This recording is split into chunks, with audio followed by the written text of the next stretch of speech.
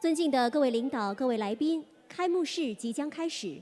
为确保会议顺利进行，请将手机关机或调成静音状态。谢谢。Ladies and gentlemen, we are about to start the opening ceremony shortly. To ensure the meeting runs smoothly, please turn off your mobile phones or set them on silent mode. Thank you very much for your cooperation.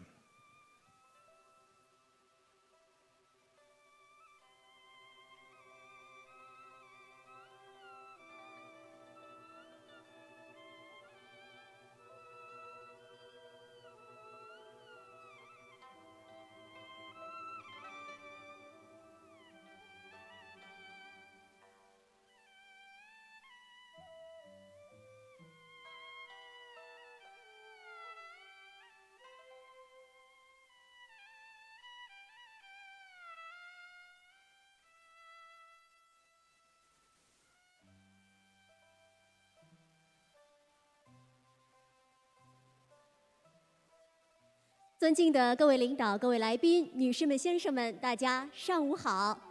欢迎来到 Good morning. 欢迎来到百年大党国际学术研讨会开幕式。Welcome to the International Symposium on the Communist Party of China's history of 100 years. 下面有请主礼嘉宾入场。Now, may I invite our officiating guests?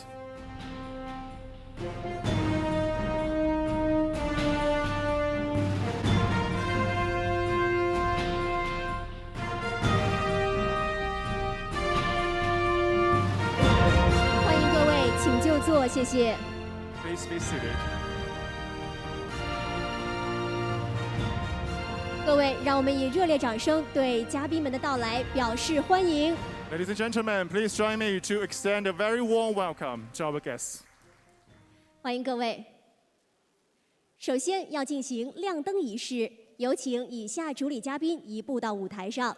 First of all, may we please invite our guests onto the stage to commence the lighting ceremony. 有请香港特区行政长官林郑月娥女士。Mrs. Carrie Lam, Chief Executive, Hong Kong SAR.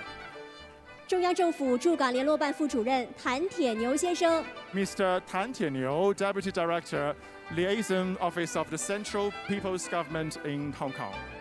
外交部驻港公署特派员刘光源先生。Mr. Liu Guangyuan, Commissioner, Office of the Commissioner of the Ministry of Foreign Affairs of People's Republic of China in Hong Kong. 中国人民解放军驻香港部队政委蔡永忠先生。Mr. Cai Yongzhong, Political Commissar, the People's Liberation Army, Hong Kong Garrison. 紫金文化集团董事长毛超峰先生。Mr. Mao Chaofeng, Chairman, Bohemia Culture Group Company Limited.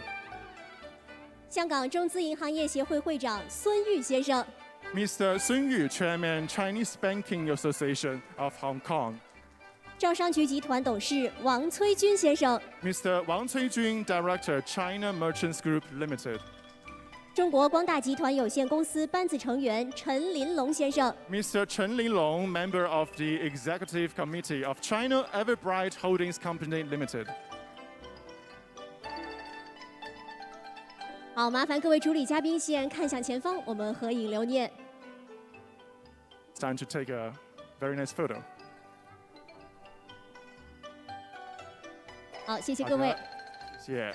那么下面就进入我们的亮灯仪式，有请主礼嘉宾一同为百年大党国际学术研讨会亮灯。请主礼嘉宾将右手放在横杆的上面。等一下，我们将用口号3、2、1一起倒数来推动你们面前的这个推杆。准备好了吗？我们一起来吧。3、2、1，推！谢谢各位，让我们再次望向前方的摄影师合影，留下这难忘的瞬间。This is a perfect photo opportunity for our photographers. Thank you very much. 好，谢谢各位主礼嘉宾，请移步就座，谢谢。Thank you. Please be seated.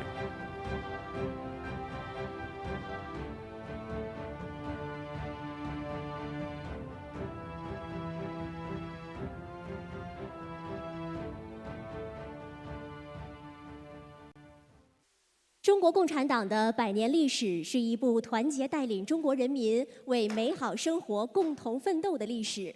下面我们将会播放一部由新华社和紫荆杂志社共同拍摄的短片。这部短片将会简要地讲述中国共产党的100年峥嵘岁月，同时也会展现世界各国政党高层如何评价中国共产党的历史成就。This year is the 100th anniversary of the Communist Party of China. A history of 100 years has witnessed the Communist Party of China uniting the Chinese people and leading them to strive for a better life. And now we will play a short video co-produced by Xinhua News Agency and Bohemia magazine. Let's briefly review the journey of the Communist Party of China and see how other senior political members, party members of other countries to view the history and achievements of the party. 好，让我们请看大屏幕。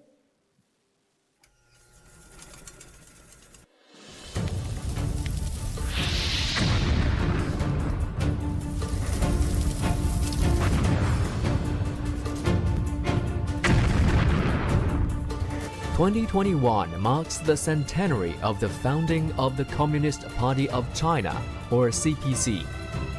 From 1921 to 2021, the party has seen its members increase from just over 50 to over 90 million, making it the biggest political party in the world. The 100-year history of the CPC is a history about the party uniting and leading people's striving for a better life. عمر الحزب الشيوعي الصيني قرن كامل. في هذا القرن تعرض الحزب لمشاكل وهجمات وأوضاع غاية في القسوة والعنف، ومع هذا تجاوزها واستطاع أن يرتبط بشعبه وأن يحقق ما لم يحققه حزب آخر في التاريخ. Because they have created a system that tells them what the majority of the people want. And therefore CPC represents the sum total for the aspiration of the Chinese people.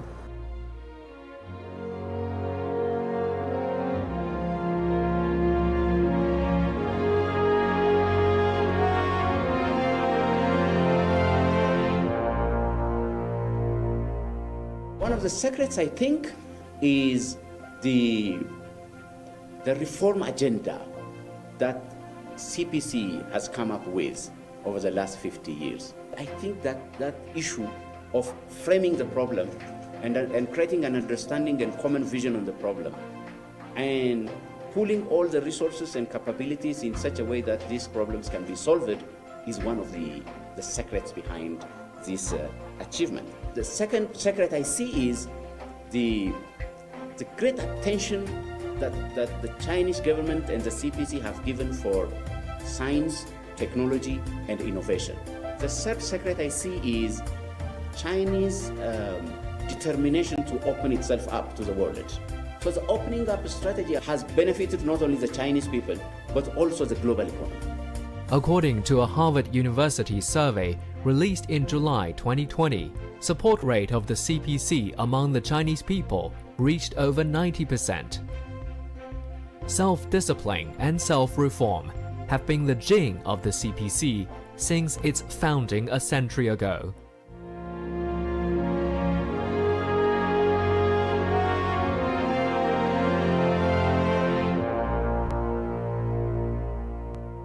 The Communist Party of China is a very rare example that the party has kept a very strong and strict code of conduct and does not let any incompetent to rise up and lead from the front. Seeing all these things, the people of China believe in the leadership of the CPC, and the belief of the people then encourages the party to do more. You have to give credit to the Communist Party of China for having managed to steer the country in a disciplined manner, in a focused manner, that has enabled them to achieve what one can genuinely call the Chinese miracle. When the COVID-19 epidemic was intertwined with profound changes unseen in a century, the Communist Party of China has always put the people first in the fight against the epidemic and poverty.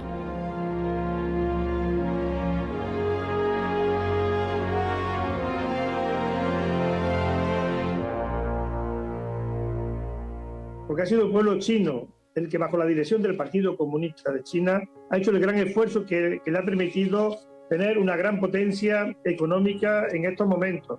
El Partido Comunista de China se ha mostrado dinámico en estos 100 años porque siempre ha estado ligado al pueblo. Siempre ha sido el partido del pueblo.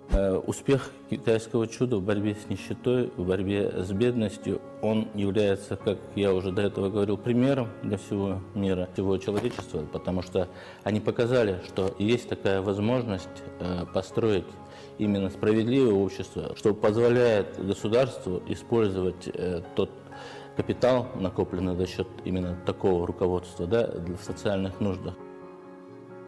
Under the CPC leadership over the course of several decades, the once impoverished country has emerged as the world's second largest economy and built a well-off society with the world's largest middle-income population.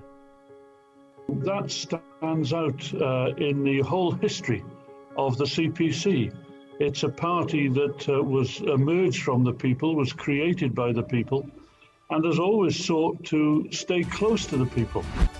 赢得人民信任，得到人民支持，党就能克服任何困难，就能够无往而不胜。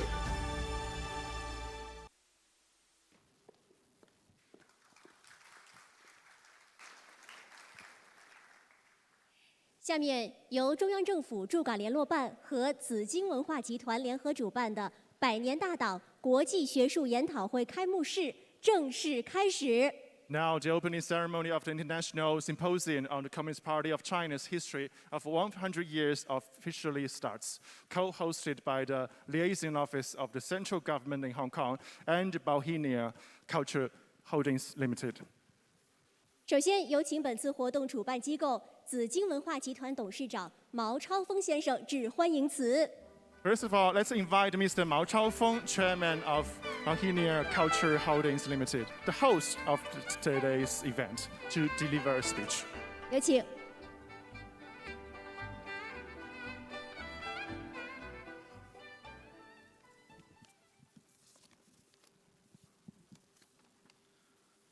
尊敬的林郑月娥行政长官、谭铁牛副主任、刘光源特派员、蔡永忠政委、各位嘉宾、女士们、先生们、朋友们，大家上午好。今天，来自世界各地的专家学者和香港各界人士欢聚在一起，在美丽的东方之珠举办国际学术研讨会，回顾中国共产党的100年历程，探讨中国共产党治国理政的理念和实践。在此，请允许我代表主办方，向与会的专家学者、嘉宾和朋友们表示热烈的欢迎和衷心的感谢。100年前，中国共产党成立这一开天辟地的大事件，深刻改变了近代以来中华民族发展的方向和进程，深刻改变了中国人民和中华民族的前途和命运，深刻改变了世界发展的趋势和格局。我们举办此次研讨会，就是旨在探讨中国共产党在一个拥有14亿多人口的大国治国理政的成功经验。中国共产党是为中国人民谋幸福、为中华民族谋复兴的政党，也是致力于人类的进步事业的政党。中国共产党的成功，不仅对中国人民、中华民族具有重大的意义，而且具有世界意义。中国共产党的国家治理经验，为发展中国家治理提供了中国智慧。中国走和平发展的道路，为维护世界和平提供了中国力量。中国推动构建人类命运共同体，为全球治理提供了中国方案。正如英国的著名学者马丁·雅克先生曾经指出的，中国提供了一种新的可能，开辟了一条合作共赢、共建共享的文明发展新道路。这是前无古人的伟大创举，也是改变世界的伟大创造。我们举办此次研讨会，就是旨在展望在中国共产党领导下，香港一国两制的美好前景。中国共产党是一国两制方针的创立者、领导者、践行者和维护者。一国两制在香港已经探索和实践多年，期间无论是顺利还是波折，中国共产党都始终维护香港的繁荣发展和稳定，致力于推动一国两制行稳致远。正如英国前首相撒切尔夫人的外交政策顾问查尔斯·鲍威尔所言，一国两制以一种优雅的方式解决了难题，也是一种长期的解决方案。这既是中国的创举，也是香港之幸。展望未来，我们可以自信地说，香港的明天一定会更美好。女士们、先生们、朋友们，我们的会议一经发出邀请，迅速得到了国际学界的积极响应。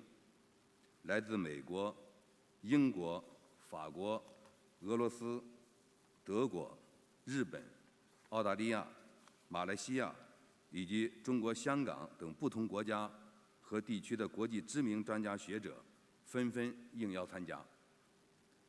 研讨主题涉及政治、经济、法律、文化等多个领域，对中国共产党的100年历程进行多视角的分析和解读。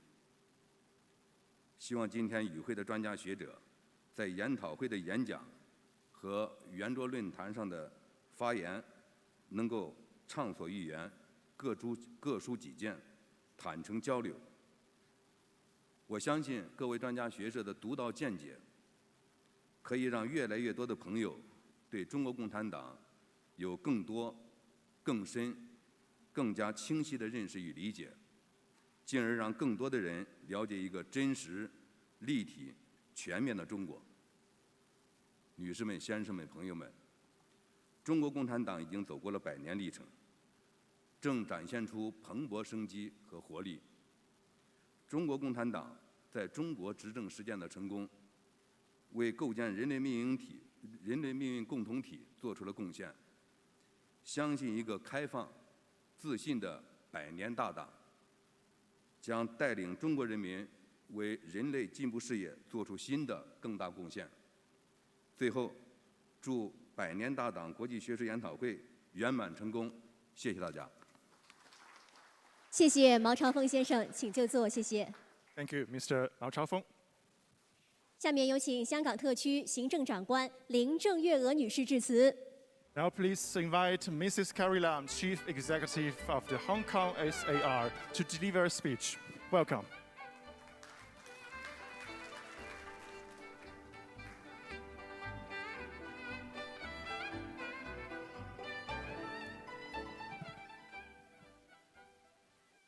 Mr. Mao, Deputy Director Tan, Commissioner Liu, Major General Tsai, distinguished speakers and guests, ladies and gentlemen, good morning.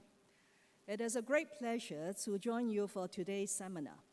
My thanks to Bahenia Magazine for organizing this event, putting timely spotlight on the Communist Party of China, which will shortly celebrate the 100th anniversary of its founding.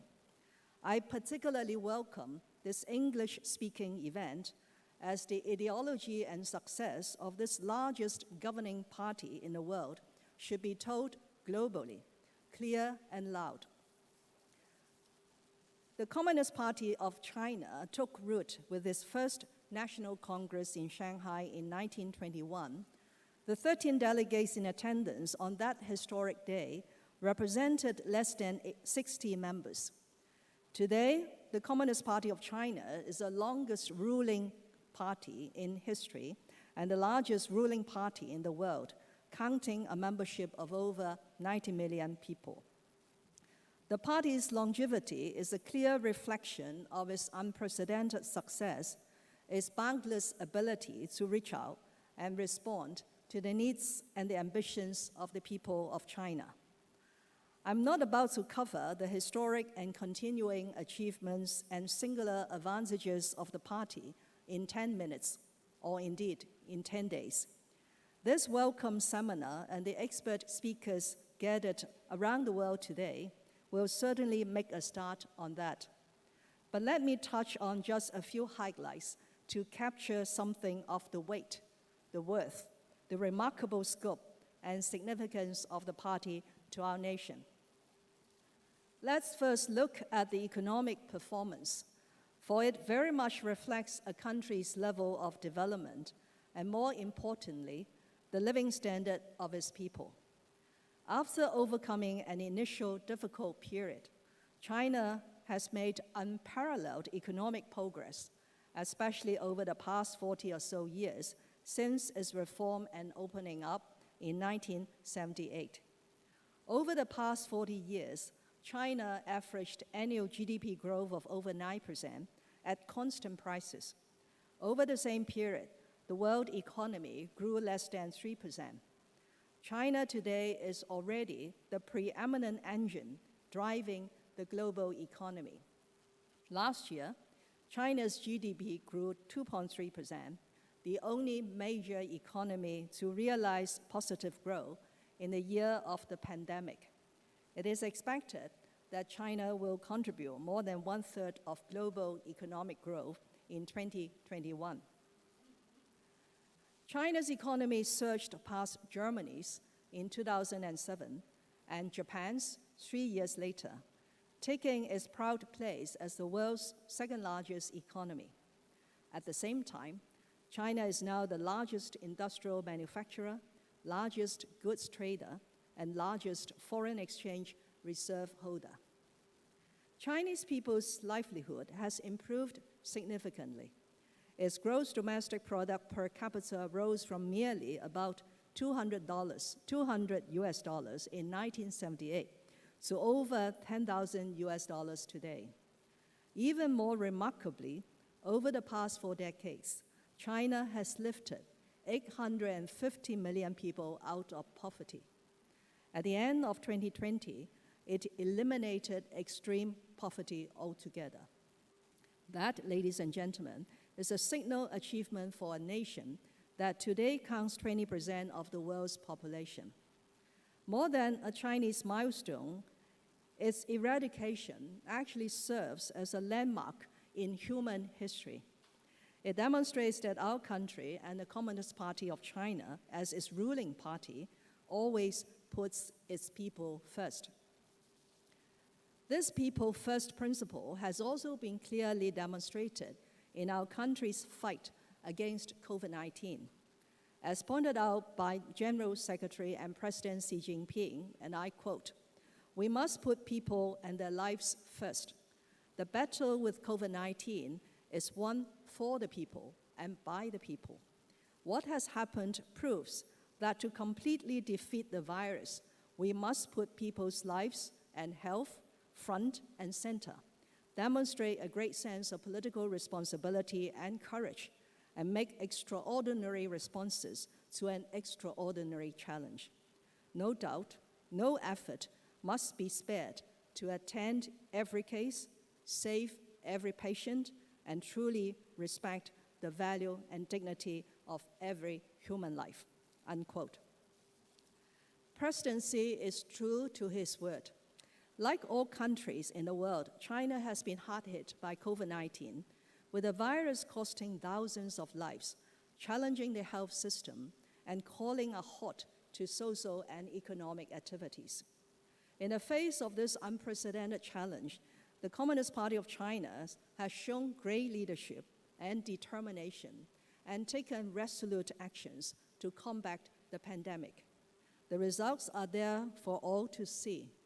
The number of infections has been minimized, and China is the first major economy in the world to put the pandemic under control and allow normality to very much resume. Our country's actions are not only for the benefits of its own people, but also for the world. The stringent actions taken by China at an early stage of the pandemic have brought valuable time for the world to make preparations. China has also mounted a massive global humanitarian operation during the pandemic, providing free vaccines and medical supplies to developing countries in need. Our nation's response to COVID-19, as well as its many achievements over the many decades, speak of the unique advantages enjoyed by the country under the ruling of the CPC. Such unique advantages include extraordinary capability in organizing and mobilization, in planning and coordination, as well as in implementation. Under the leadership of the CPC, China managed to make quick decisions and mobilize all forces in a fight against the pandemic. Medical teams and equipment from different provinces were swiftly gathered to provide support to places suffering from outbreaks. People from all walks of life proactively joined the fight and made their contributions. Medical staff in public hospitals worked days and nights to care for the patients, while grassroots organizations and personnel provided support to tens of thousands of people during lockdowns. Perhaps the most impressive of all, large-scale temporary hospitals were put up within days to care for the patients. During the outbreak in Wuhan, the Huochengshan Hospital and the Leishanshan Hospital were put up in 10 and 12 days, respectively. The unique advantages of China are also clear in infrastructure construction. China's first high-speed railway, the Beijing-Tianjin line, opened in 2008. By the end of 2020, China's high-speed railway tracks already stretched for 38,000 kilometers, doubling the figure in just 5 years' time. No other nation in the world can claim a domestic railway of such size of significance. This is what people called the speed of China, made possible under the leadership of the Communist Party of China. As an inseparable part of the People's Republic of China, Hong Kong's Special Administrative Region has benefited hugely from the country. The country provides a safe haven for Hong Kong in times of turmoil and giving us a shot in the arm when needed. For example, it has rendered support for Hong Kong to ride out and overcome the serious threats to our financial stability posed by the 1997 Asian financial crisis. The life and health risks and economic recession caused by the 2003 SARS outbreak, the negative impact of the 2008 global financial tsunami, and more recently, the COVID-19 pandemic. In addition, the country always embraces Hong Kong in its overall development, as evident by the important roles given to Hong Kong in major national strategies, such as the Belt and Road Initiative, the Guangdong-Hong Kong-Macau Greater Bay Area, as well as in the recently approved 14th Five-Year Plan of the nation.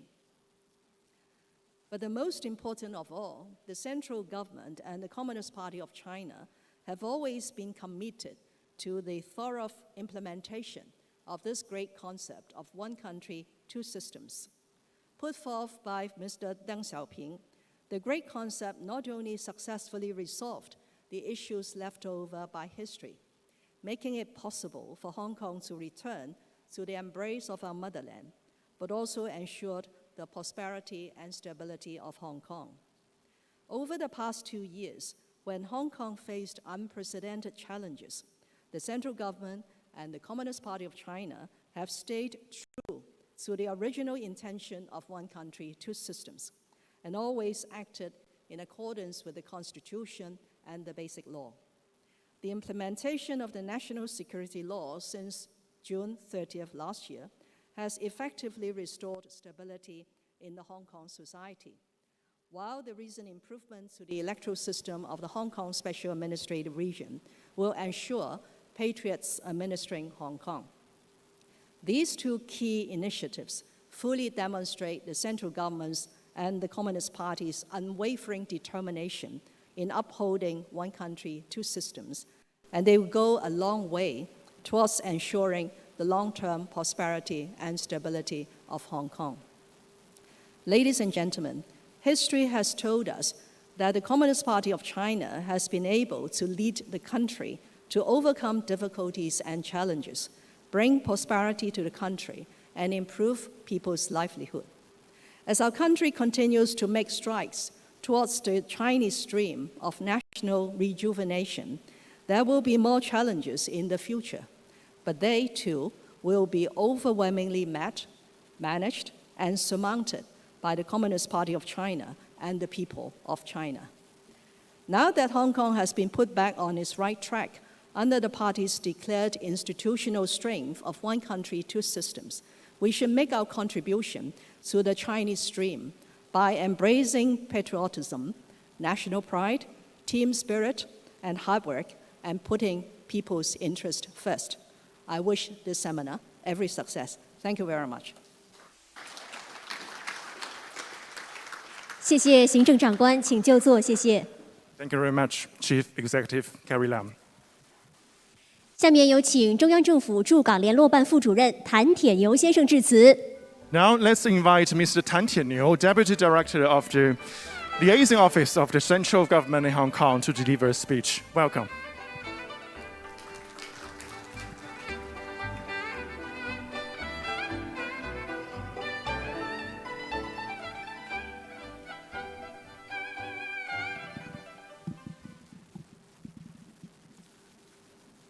Chief Executive Carrie Lam, Chairman Mao Zedong, Commissioner Liu Guangyuan, Commissar Cai Wen-zhong, distinguished guests, dear friends, colleagues, ladies and gentlemen, good morning.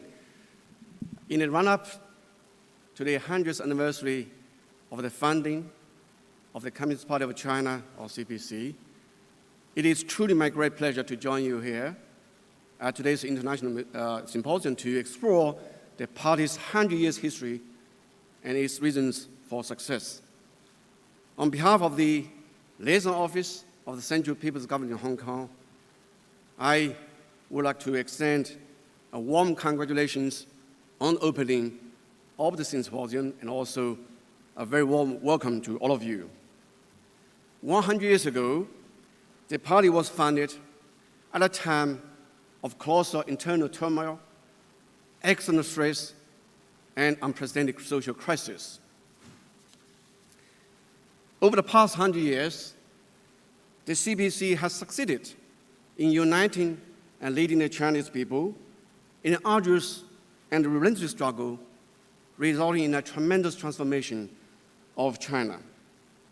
China now is the world's second largest economy. It has seen remarkable technological advancement, a surge of comprehensive national power, and a rising international influence. Many may wonder, why has the CPC been able to achieve such great successes? How is it that it enjoys such popular support from the Chinese people? What makes the CPC work in China? The answer, I think, can be found in the centennial history of the party. The CPC is persistent in pursuing lofty ideals. General Secretary Xi Jinping has stressed many times that the original aspiration and mission of the Chinese communists is to seek happiness for the Chinese people and rejuvenation for the Chinese nation. This has been the fundamental driving force that has inspired the Chinese communists to strive forward. Over the past 100 years, the Chinese nation, under the leadership of the CPC, has made steady progress towards prosperity and strength. Once impoverished and weak, the Chinese nation has emerged from obscurity to take its position under the spotlight on the world stage. Faced with profound changes posed by unilateralism, protectionism, and hegemonism, the CPC has put forward the vision of building a community of shared future for mankind, promoted international cooperation via the Belt and Road Initiative, and endeavored to foster a new type of international relations based on mutual respect, fairness, justice, and win-win cooperation. To contain the raging COVID-19 pandemic, China has taken the lead in pledging to make vaccines a global public good and has provided assistance to more than 80 countries and international organizations. History bears witness to the fact that by adhering to its lofty ideas and waging relentless struggles, the CPC has successfully led the Chinese people in pulling off the twin miracles, that is, rapid economic development and lasting social stability, contributing at the same time China's wisdom and perspective towards resolving the problems facing mankind. The CPC is persistent in seeking truth from facts. General Secretary Xi Jinping observed that all our past achievements were based on seeking truth from facts. The centennial history of the CPC is one of leading the people to understand, transform, build, and develop China in a down-to-earth manner. During the course of its history, the CPC has been faced with a raft of theoretical and practical questions, such as what is socialism and how to build it? What kind of party to build and how to build it? What kind of achievement to achieve and how to achieve it? To find answers to all these important questions, the CPC has always adapted the basic principles of Marxism to fit China's reality, rejected ideological and theoretical stasis, and kept moving ahead in sync with times. According to popular wisdom, only the wearer can tell where and whether the shoe pinches. Similarly, the CPC is committed to a development path that suits China's national conditions, refusing to be confined to the beaten tracks or simply to copy from others. History and practice have proved that a development path works best only when it accords with the ground reality. The CPC is persistent in its people-oriented philosophy. General Secretary Xi Jinping has stressed that the people's aspiration for a better life is our striving goal. The CPC comes from the people, has its roots in the people, and make it a fundamental purpose to wholeheartedly serve the people. Over the past 100 years, the CPC has led the Chinese people in striving for national independence and rejuvenation, a cause that was being pursued for the people and by the people. Since its reform and opening up, 770 million rural residents in China have been lifted out of poverty. According to World Bank's International Poverty Standard, China has accounted for more than 70% of global poverty reduction during the same period of time. One who heartily serves the people is surely to be loved by the people. A role released last July, which was mentioned also by the video you saw early on, by Harvard University Kennedy School of Government, found that Chinese people's satisfaction with the central government and also the CPC reached 93%. This is the Chinese people's loftiest tribute to the CPC. Thanks to the party's people-centered philosophy, the party has been able to master the widest support from the people to achieve the most extraordinary success and wins the hearts and minds of the Chinese people. The CPC is persistent in carrying out self-reforms. General Secretary Xi Jinping has pointed out many times that the greatness of the CPC lies not in that it never makes mistakes, but that it never conceals its shortcomings, has the courage to face up to problems, to carry out self-reforms, and has a strong ability to correct itself. Throughout its centennial history, the CPC has always adhered to its fine tradition of courage and courageous self-reflection, and has kept purifying, perfecting, reforming, and improving itself. Since its 18th National Congress, the CPC Central Committee has stepped up its effort to comprehensively govern the party with even strict disciplines. Having the courage and the finesse to carry out self-reform is the fundamental reason why the CPC, as a major party with 100 years history and more than 90 million members, has been able to maintain its relevance and purity. Ladies and gentlemen, friends, over the past 100 years, Hong Kong has been closely intertwined with the CPC. In the early years of the People's Republic, the CPC made the decision to temporarily withhold the recovery of Hong Kong and maintain the status quo. After the third plenary session of the 11th CPC Central Committee, which was held in 1978, Deng Xiaoping, together with his colleagues, creatively put forward the great concept of one country, two systems. Since its return, Hong Kong has been embarked on a journey of unity and common development with the motherland. Faced with multiple challenges, which were mentioned by Chief Executive Carrie Lam earlier, the Central Committee, led by General Secretary Xi Jinping, has properly assessed up the situation and responded calmly by enacting the law of the People's Republic of China on safeguarding national security in Hong Kong SAR, improving the SAR's electoral systems, and maintains SAR's constitutional order. It also supports Hong Kong's participation in the development of the Guangdong, Hong Kong, Macau, the Great Bay Area, and also Hong Kong's integration in the national economy so as to maintain Hong Kong's long-term stability and prosperity. Hong Kong's future is bound to be even brighter.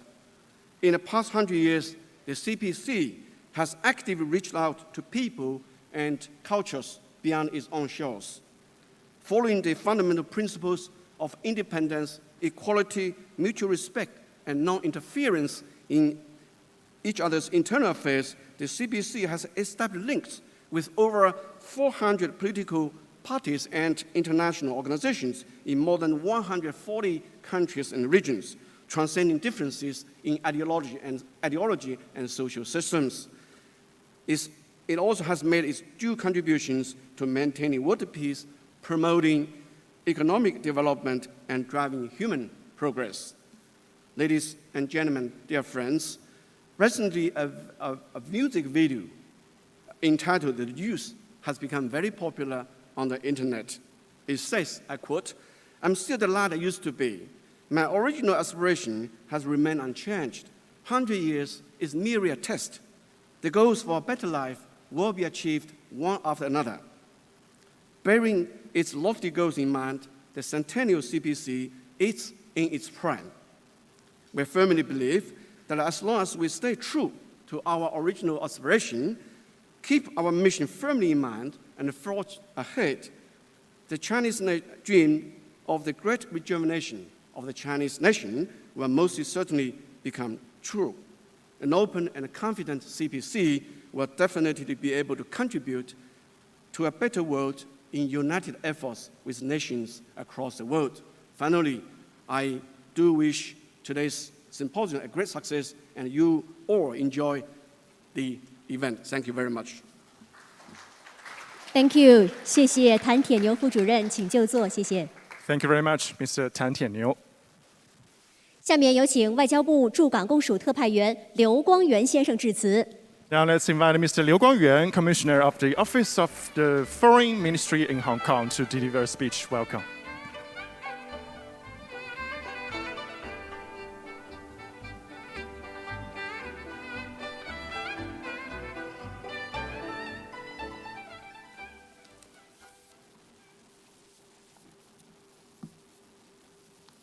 The Honorable Chief Executive Carrie Lam, Deputy Director Tan Tianliu, Chairman Mao Chaofeng, Major General Cai Yongzhong, distinguished guests, dear friends, ladies and gentlemen, good morning. It's a great pleasure to attend the International Symposium on the Communist Party of China's history of 100 years. As the CPC celebrates its first centenary, it is highly important that we review the remarkable journey our party has taken, draw inspiration and strength from history, and look into the future. China's diplomacy is conducted under the CPC leadership for the benefit of our people. It has been fully involved in the tremendous transformation as the Chinese nation stood up, grew prosperous, and is becoming strong. The diplomatic work since the inception of the party has demonstrated several salient features. It has stayed committed to keeping abreast with the times. The CPC led the Chinese people to achieve the national independence and liberation amid the flames of war, started a brand new chapter in China's history, and contributed significantly to the victory of the world anti-fascist war. From establishing an independent foreign policy of peace after the founding of the People's Republic of China, to actively integrating into the world economy since reform and opening up, and to making fresh contribution to human progress through major country diplomacy with Chinese characteristics in the new era. China's diplomacy under the party's leadership has all along followed the trend of times and kept breaking new ground in both theory and practice, showing its vision, initiative, and consistency. It has stayed committed to putting people first. The mission of the CPC is to seek happiness for the Chinese people and rejuvenation for the Chinese nation. Accordingly, China's diplomacy is all about serving the people wholeheartedly and realizing, safeguarding, and developing the fundamental interests of the greatest majority of the Chinese people. In the face of COVID-19, a once-in-a-century pandemic, we have delivered health kits to Chinese overseas, launched Spring Sprout vaccine program, and prudently evacuated Chinese nationals, including Hong Kong compatriots, from hard-hit areas. All this speaks volumes about the people-centered principle of China's diplomacy. It has stayed committed to pursuing the common good for the world.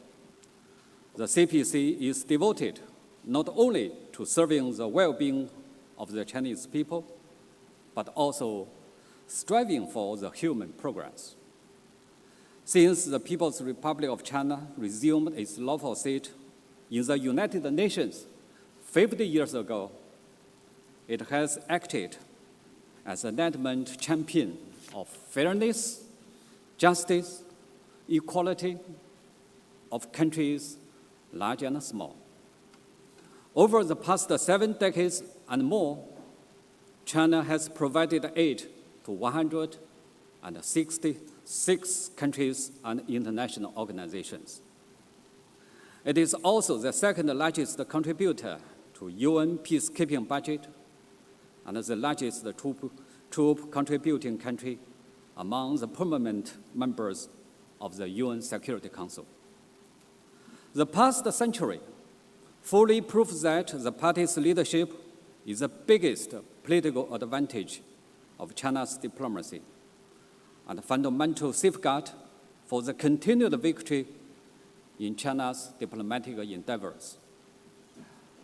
Amid profound changes never seen in a century, China has embarked on a new journey of fully building a modern socialist country. Guided by Xi Jinping's thought on diplomacy, our major country diplomacy with Chinese characteristics in the new era will pursue the following goals. Focus on the country's top priorities and take into account both domestic needs and the international context. We will work all out for national development and rejuvenation on the diplomatic front. Facilitate the domestic and international circulations and contribute to the new development paradigm. We will scale up openness and cooperation and fully oppose protectionism of whatever form. We will advance high-quality Belt and Road cooperation, build an open world economy together with other countries, share more development opportunities with the world, and make great contributions to global recovery and growth. Expand global partnerships and continue to promote a new type of international relations. We will remain committed to pursuing peace, development, and win-win cooperation, foster all-round and balanced relations with major countries, deepen friendship with neighboring countries, enhance solidarity and cooperation with developing countries, and actively advocate a new type of international relations featuring mutual respect, fairness, justice, and win-win cooperation. We will further increase friendly exchanges with people around the globe and boost mutual understanding between China and the rest of the world. Protect our Mother Earth and forge a community with a shared future for humankind. The COVID-19 pandemic has again proven that isolation gets one nowhere, and only by pulling together can we build our common home. We will strengthen the international cooperation against COVID-19, work for a global community of health for all, and build an open, inclusive, clean, and beautiful world of lasting peace, universal security, and shared prosperity. We embrace true multilateralism, fully uphold the UN-centered international system, and we will continue to advance the reform of the global governance. Dear friends, the world today is not tranquil.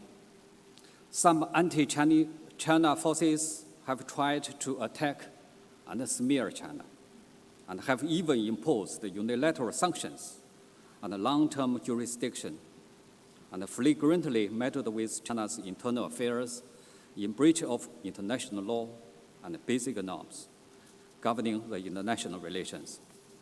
We have every right to take countermeasures against such hegemonic acts.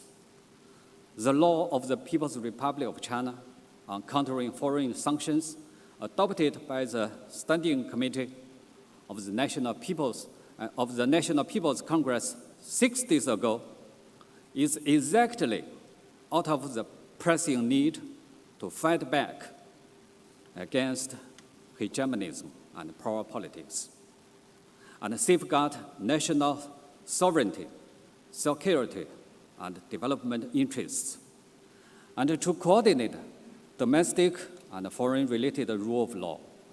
Here is our solemn message to the small handful of anti-China forces. The dignity, the legitimate rights of the Chinese people are not to be undermined. The historical trend towards the great rejuvenation of the Chinese nation and the CPC leadership is not to be stopped. Any attempt, open or underhand, to interfere in China's internal affairs or curb China's development is doomed to fail. Distinguished guests, ladies and gentlemen, dear friends, with the implementation of the National Security Law for Hong Kong SAR and the improvement of the Hong Kong SAR's electoral system, Hong Kong has gone through a major transformation from chaos to stability, and one country, two systems has entered another stage of enduring success. At the new historical juncture, the Commissioner's Office will draw wisdom and strength from CPC history over the past century, carry forward our party's spirit and tradition, and stay true to our founding mission as we forge ahead. We will more vigorously oppose external interference, serve Hong Kong SAR's development, and put people at the center, and join hands with Hong Kong community to take diplomatic work relating to Hong Kong to new heights. I wish this symposium a great success. Thank you.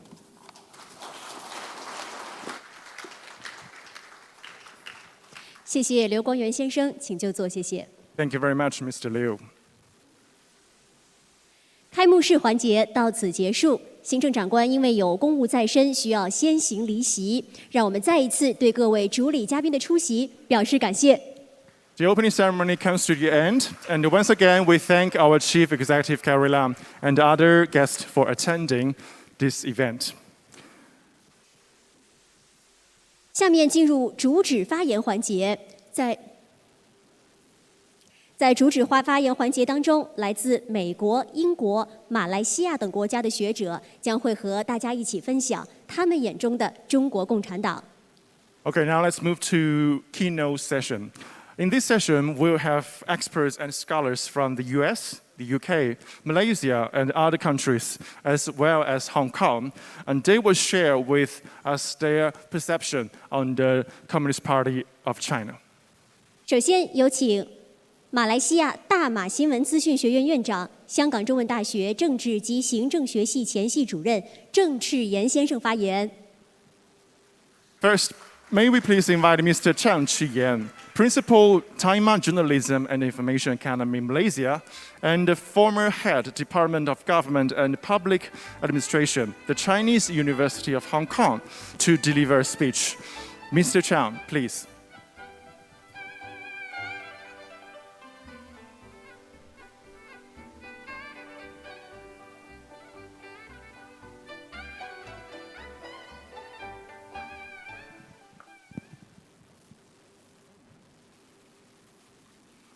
Good morning. 不好意思啊，我走后门。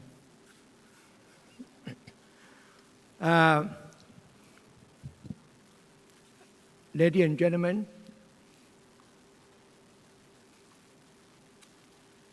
thank you for your coming and also be patient to listen to my talk.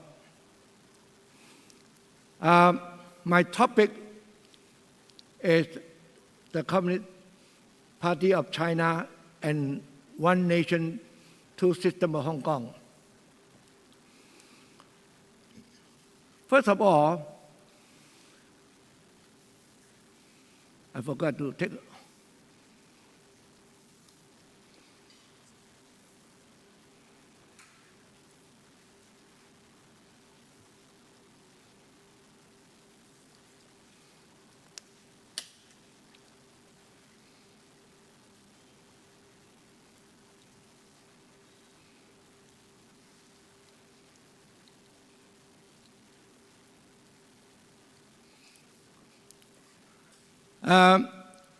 First of all, I want to point out one nation and two systems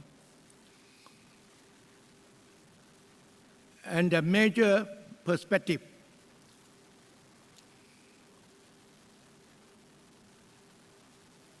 Because, the Communist Party of China have decided to give Hong Kong one nation, two systems. End up there have three major perspectives of the world. And we know that in the past few hundred years, especially the conflict of sovereignty, national sovereignty, become the major dangers of the world, especially the First World War and the Second World War. Like Japan, invest China, simply want to take China, whole thing of China, and land and resource and the people. Of course, then the Western power went over all over the world to secure their colony, all because of sovereignty. They want to expand their sovereignty all over the world. So that means sovereignty as an issue is a very dangerous one. Okay, but now the Communist Party of China knew that very well. If China want to take back Hong Kong right after 1997, or even before, then the people who live in Hong Kong will be facing a terrible situation to adjust. Especially, I have gone through the end of the colony of Malaysia and end of the colony of Singapore. In Malaysia, I grew up in a confined, so-called strategic hamlet. 24 hours, within 12 hours, more than 12 hours curfew. And the war against the Communist Party of Malaya and the British. Not only that, the change of the sovereignty back to the local Malaysia become a major danger for all the people, especially the money. Overnight, the money can be useless. So in Singapore also have many problems. In Hong Kong, I was the first one who published a book, The Return of Sovereignty and the Future of Hong Kong. The book was published in 1982. I predict that in Hong Kong, the sovereignty back to China can happen a clash between US, UK and China. But end up Deng Xiaoping very openly told Thatcher, who met her in Beijing the first time, he said we can talk about the returning of the sovereignty peacefully through the diplomatic talk. And if you don't agree to go through the negotiation in the diplomatic talk, then there's no other way out. There will be another war after the Opium War. Of course, he said if you agree to talk about the returning of Hong Kong sovereignty, from now on, we can talk about it. So end up 15 years of bargaining. And China, of course, already put out the platform on the table. He said, after returning of Hong Kong, the UK have nothing to say about it. None of your business. I will promise whatever I can. Then end up one nation, two systems. So the sovereignty returning back to China without fighting a bullet. That is amazing. Throughout all over the world, no any colony happened as such. The sovereignty, most important thing, China have allowed Hong Kong to remain a British system. That means what? You know the definition of sovereignty is a nation who have enjoyed the absolute power to enact law to govern their people and the land, and also to establish the government. The law which passed in the country have the absolute status. No any other nation law can overrule the national sovereignty of the country. So under this definition, Hong Kong is given the British system and the legal system. Whole thing remain the same. Only China say that there are two things that enacted in a mini constitution, article number 19. Said only diplomacy and also military, national security will be the national affair. That is absolute. Hong Kong have no any status to overrule the country. Okay, so I want to make it clear here. Hong Kong is given the status enjoying over 90% of the sovereignty of herself. China system and the China law have never applied it to Hong Kong. So that is very unusual. This is the first point. And the second point about the ideological conflict. Ideological conflict is also the major problem, especially after the Second World War. You know the Cold War have fought between Russia and USA mainly.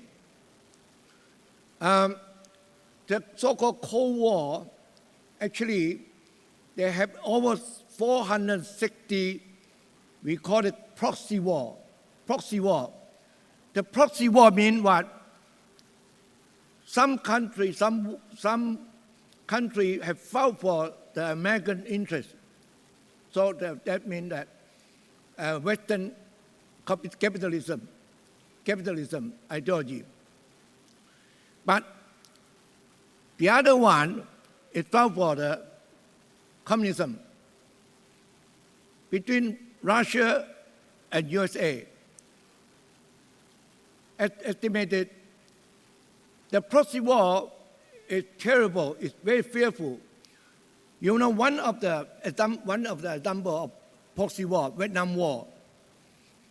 Vietnam War has been fought for more than 15 years. You know, the total tonnage of the gunpowder is exceeded the First World War and the Second World War add together. You know? So you mean the war, the bomb and shooting has exceeded First World War and Second World War joined together.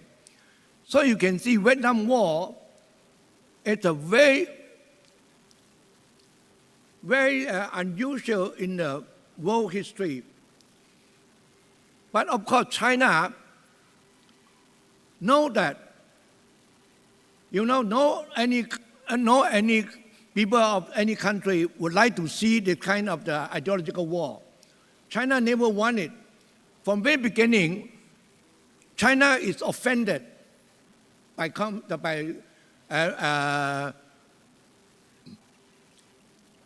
the Communist Party, the communism of China is offended by the capitalism of the Western power.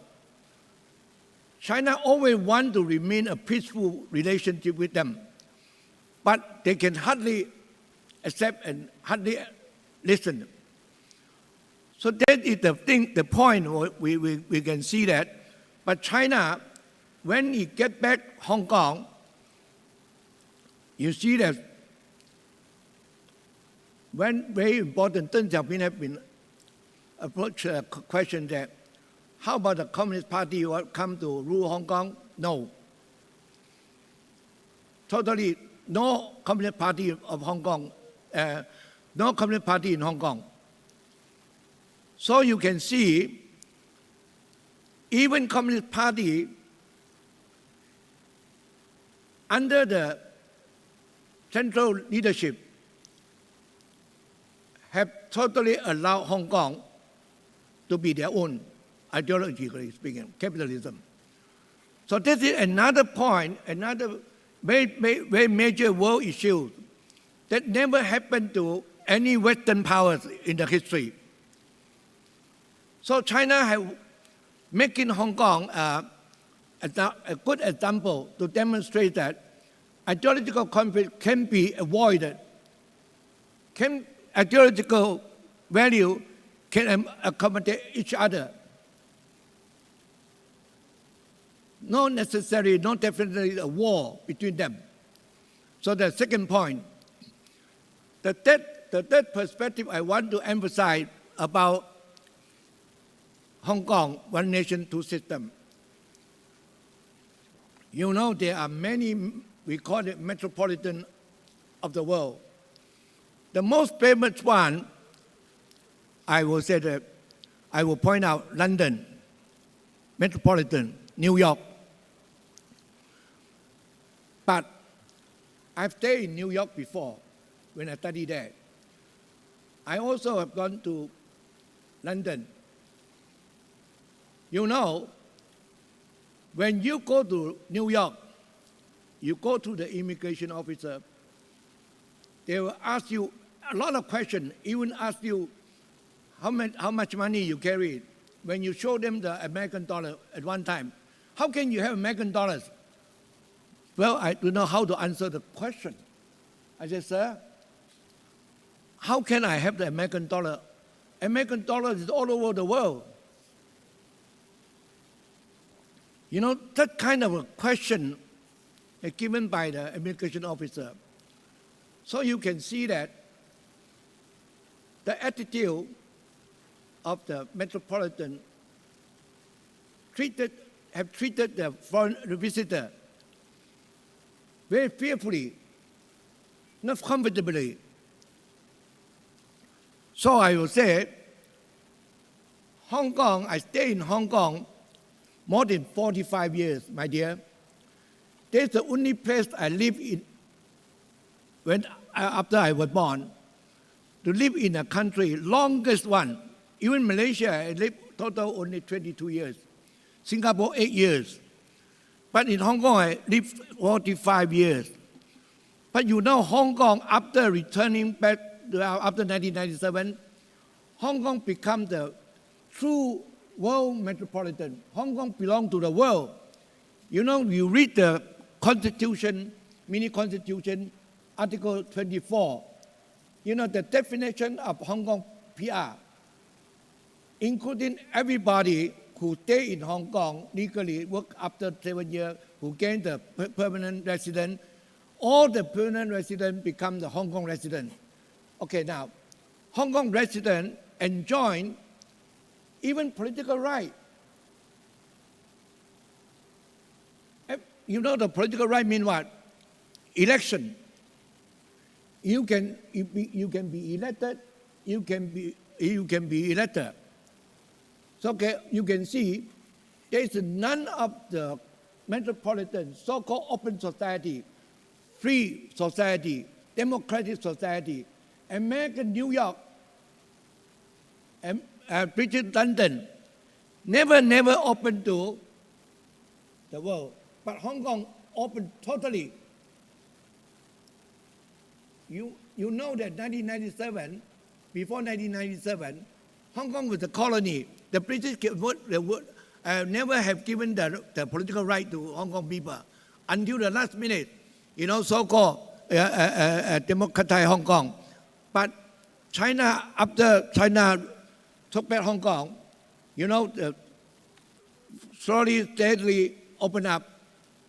Of course, recently, because of the riot, so a little bit try to reform. But still, as a international and open, democratic, very free metropolitan, Hong Kong have never changed. Have never changed. So I can see, because of these 3 points, I want to emphasize the Communist Party of China divided in one nation, two systems. It's a very, very major history of the world, and especially positive force of the world. So we should, you know, China said that you want to talk about the story of the Communist Party of China. Hong Kong is a good story to tell about how the Communist Party of China will become very open-ended. We call it win-win, not zero-sum game. Win-win. Okay, your interest is also my interest. Not because your interest is my interest is my interest. No, win-win situation. Under this circumstance, Hong Kong can demonstrate that. After another 100 years, China definitely will venture to the world, try to downgrade the negative sides of the sovereignty, ideology, and also a common living place of the world, or for all people, never discriminate against anybody. Okay, I'm sorry, I used up too much time now. Thank you.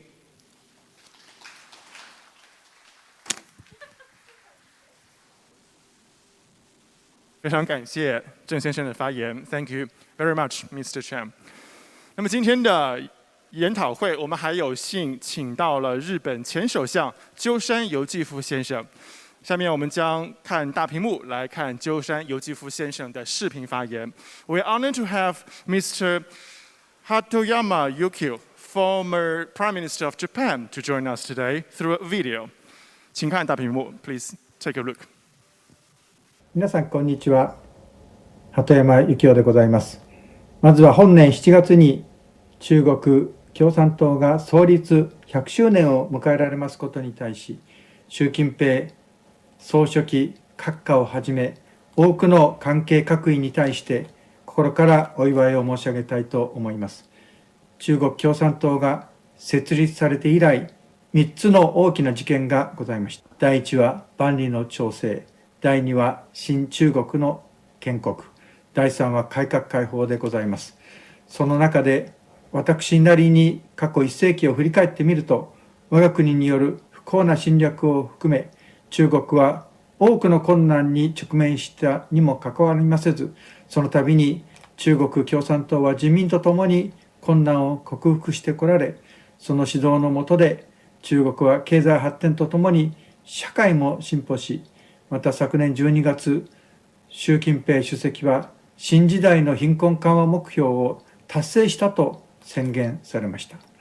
2012年に総書記に就任されて以来、わずか8年間という短期間で1億人近い国民が公式貧困基準を超えたということは、世界史的にも例がないと私は思います。中国共産党がこの歴史に残る大きな役割を果たしてきたことに最大限の敬意を表するとともに、成功の秘訣を一言で申し上げれば、中国共産党が常に中国人民と共にあったためであると私は信じております。また、改革開放以来の中国の長期的な経済発展には目覚ましいものがございまして、第一次世界大戦以降100年の間、経済規模で米国を凌駕した国は存在しませんでしたが、近い将来中国がそうなることはほぼ確実であります。これは中国共産党の成し遂げられた最大の成果の一つと考えられるでしょう。一昨年来、新型コロナウイルスによるパンデミックが世界中を覆い、ワクチン接種が始まったとはいえ、多種の変異ウイルス発生を含め、収束の兆しはまだ見えてまいりません。しかし、このような状況下でも、中国は徹底した感染対策によって、国内の新型コロナウイルスを収束をさせ、経済もプラス成長に転換してまいりました。中国国家統計局の発表によりますと、2020年の中国経済はプラス 2.3% 成長を実現し、コロナ禍が世界中に吹き荒れた中、中国がいち早くこれを収束させ、プラス成長を実現したことは偉大な業績であり、世界経済を下支えする意味でも大きな貢献となったわけでございます。また、中国は早い段階でワクチンの開発に成功し、世界の国々に提供していることは、国内のみならず、世界の多くな命を救っているのであると理解をしています。こうした偉大な業績は、中国共産党の指導の賜物であり、高く評価されるものだと思っています。今、世界は新型コロナウイルスをはじめ、地球環境、いわゆる気候変動問題、貧困など、複数のグローバルな課題に直面しています。第19回全人代の報告書の中に、中国の特色ある外交とは、新しいタイプの国際関係と人類運命共同体構築を促進することだと記載されています。古来、既存の大国と対等する大国との間には緊張がつきものです。今日、中国の GDP はアメリカの約7割に達し、2028年にも逆転するという予測もございます。米中の力の接近が続く以上、国際関係は大変に難しい緊張を伴った時代が続くことでございましょう。だからこそ、習近平主席の唱えられる人類運命共同体の構築が国際社会安定の鍵を握ることになると信じています。この思想は私が唱えてまいりました友愛精神と東アジア共同体構想に通ずるものでございまして、私自身も強く共感し支持しております。私は2年前に他の国のリーダーたちと共に習近平国家主席と会見させていただいたことがあります。その際に私の唱えております友愛精神は、孔子が論語で説いております仁と助だと思うと、ぜひ友愛精神で一帯一路構想を推進してほしいとお願い申し上げましたところ、習主席は鳩山の言う通りである。私は己の欲せざるところ、人に施すことなかれの助の精神で一帯一路を推進していきたいと答えられました。習主席が私の友愛精神を理解していただき、日本や世界との親しい交流を深めていこうと表明されましたことに心から感動し、このようにして世界と積極的にコミュニケーションをとる中国側の姿勢を高く評価をしております。これから中国共産党が次の100年に入ろうとするときに、特に開放的、包容的なイメージで国際的にどう作り上げて、どう信頼関係を構築していくかはとても重要な点だと思っています。日本の経験に照らし合わせたとき、発展段階が進んでフロントランナーになったときに国家の真価が問われると思います。中国の国力がここまで向上した今、中国は米国のみならず世界各国とどう向き合うかが問われることになるでしょう。私は特にコロナ禍以前の2年間、日中の地方との民間交流を深めるために中国の各方面から訪中を招請され、北京から海南島まで多くの地域を回って行く先々で中国の民間と地方による日中友好があるいは大変素晴らしく進んでいるということを熱い思いを肌で感じてまいりました。この国同士の関係が必ずしもうまくいっているとは言えない中で、日中の間にこうも強固な友好の土台があるからこそ、私は日中関係の未来に自信を持っているのでございます。また、日中は歴史、文化、経済、医療などの面で深いつながりがあり、強力なウィンウィンを目指さない理由はないのであります。谢谢大家。谢谢。下面有请英国剑桥大学前高级研究员、清华大学访问教授马丁·雅克先生进行视频发言。Now let's welcome Mr. Martin Jack, former senior fellow of Cambridge University and visiting professor of Tsinghua University, to deliver a speech through video. Please. Well, I'd like to thank the organisers of the conference for giving me this opportunity to speak to you. It's a privilege and I look forward to it. And I'd like to send my greetings to all the attendees and wish you a successful conference. The West does not understand China. It doesn't understand China because the West's self-belief is that every country should be like the West. The same norms, the same values, the same kind of institutions. But it's quite impossible for China to be like the West. Why? Because China comes from very different history and a very different culture. And it is these two things that shape China today and, of course, over a long period of time. Now, let me give you a classic example of the West's problem in this context. You will remember that between 1972 and 2016, there was a relatively cooperative and benign period in the relationship between China and the United States. And for the Americans, this was based on two basic assumptions. The first was that over time, as China modernized, it would westernize, and thereby it will become increasingly like a Western-style country, maybe economically, but certainly politically. It didn't happen.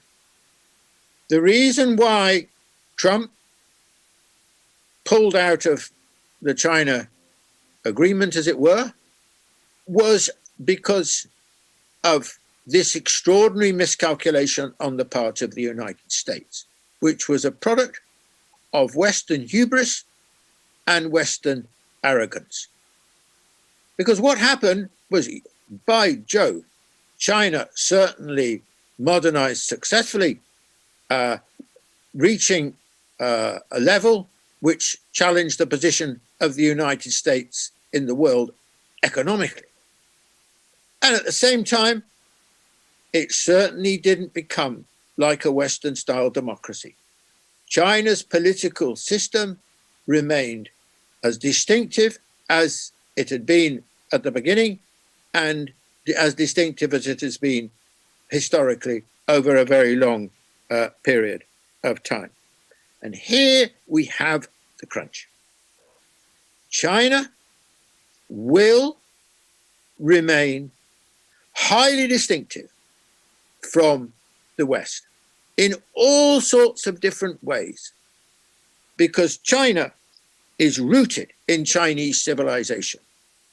It is a civilization state as well as a nation state, but primarily a civilization state. It is shaped today, as well as historically, by Confucian values. The relationship between the state and society is very different from that which prevails in the West. And of course, meritocracy is a fundamental aspect of Chinese governance. Now, nowhere is this chasm, if you like, between China and the West more evident than in their respective political systems. Let me talk about the West's attitude for the moment. The West thinks that, well, the West's main calling card, put it like this, main calling card since 1945 has been democracy, by which it means universal suffrage, multi-party system, rule of law. And in its view, any political system that does not have these characteristics lacks a fundamental legitimacy. In other words, that in its view, China's political system lacked popular legitimacy. The West believes that this is the summit of achievement when it comes to governance. It cannot be improved upon. It is, if you like, here to stay forever. Now, a bit of history here will help us to get this into context, because we need to get it into context. We're talking about since 1945. Between 1918 and 1939, most of what we know as the West was not democratic. Britain, yeah, at that period, conformed to this. The United States, by and large, conformed to this. But by and large, across Europe, for example, most countries were not democratic in this form. Indeed, many were authoritarian regimes. So it's very important to get this into context, you see. Because if we want to understand what's happened since the 1945, we don't want to deal in abstract ideals. We want to understand the circumstances that underpinned the West's ability and commitment to this kind of democracy. This period was marked by Western hegemony, Western leadership of the world, Western economic supremacy in the world, reasonable economic growth, and of course, rising living standards. These all pertained in the West, certainly from 1945 to around about 1980. Then from 1980, things began to weaken, to fall apart a little, if you like.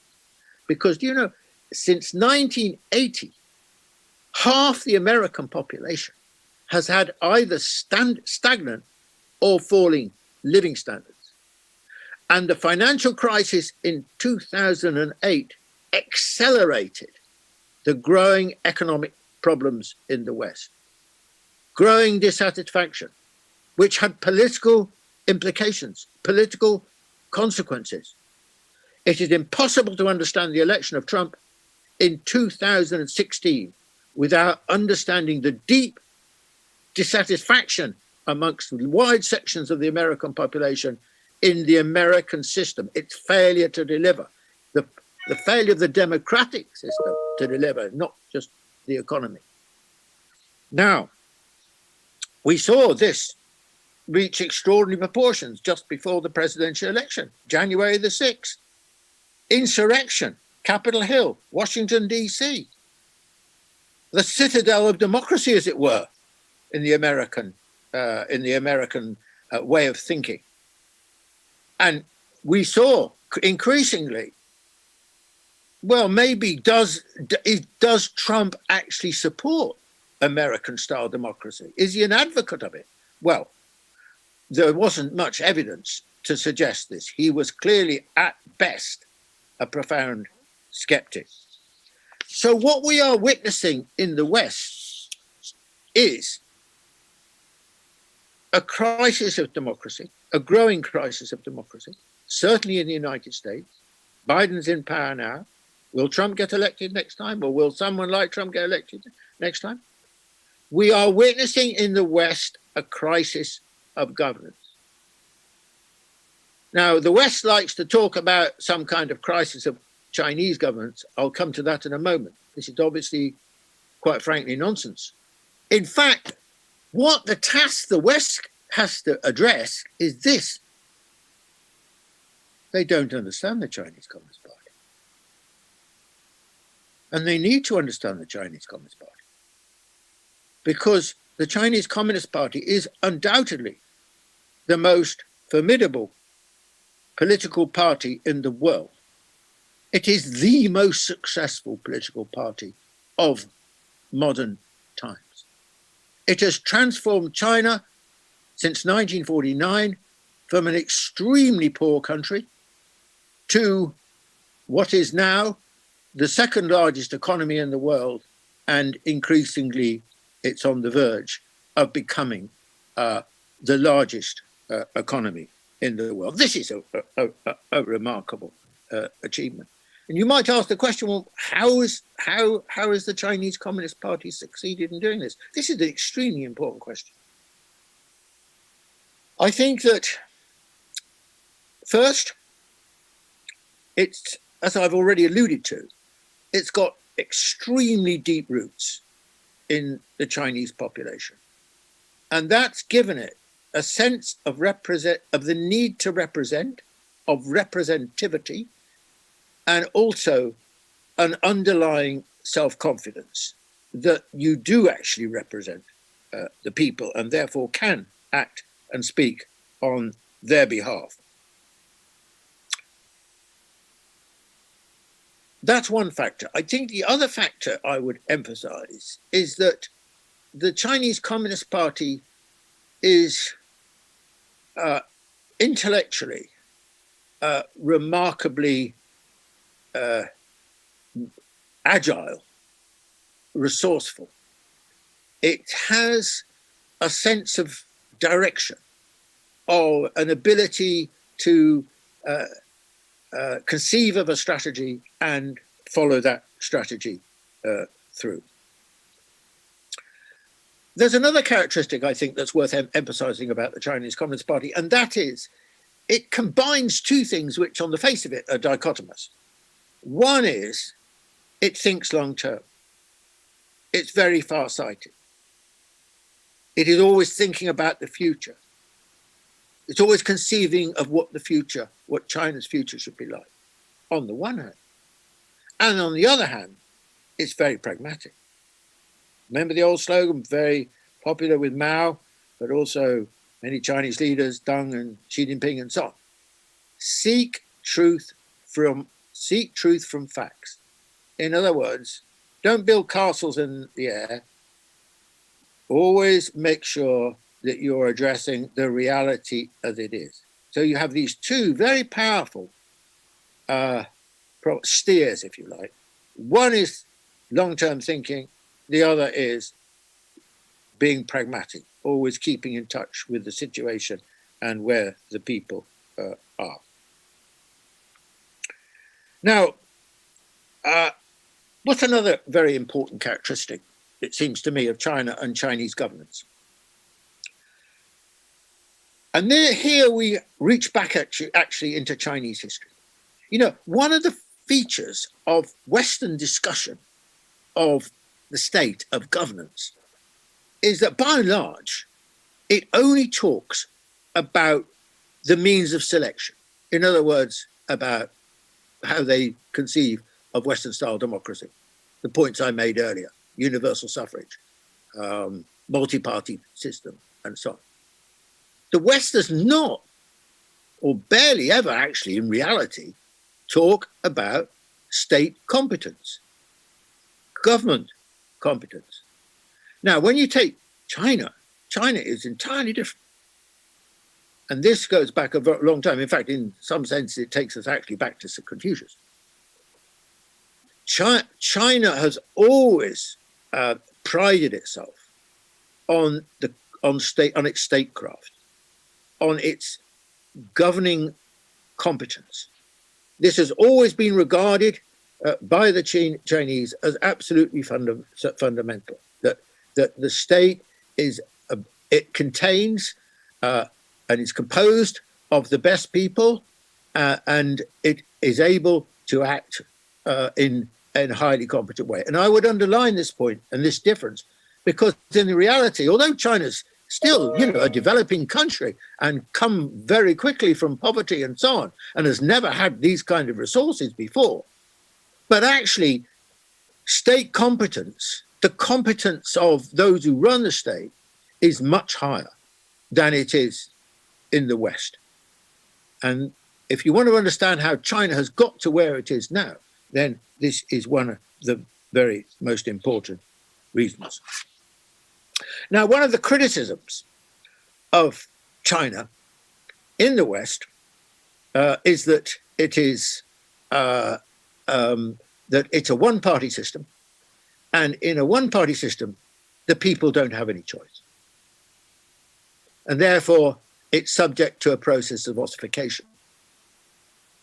Well, first of all, it would be difficult to claim that the Chinese governance, the Chinese system, or China itself has ossified in the period since 1949. I mean, this is a country which, figuratively speaking, has been changing at the speed of light and has managed somehow or other, with an extraordinary way, to keep pace with the way in which the society and the economy has changed and remained in the leadership of that process.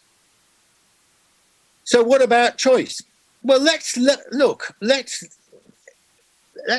not talk in cliches here. Let's take the end of Mao, after the death of Mao, and Deng Xiaoping becoming China's leader. And what did Deng Xiaoping represent? I mean, he believed that China was changing, was growing, but could grow faster. He believed that China could do much better. So what did he do? He made two fundamental changes to the way in which the Chinese Communist Party thought.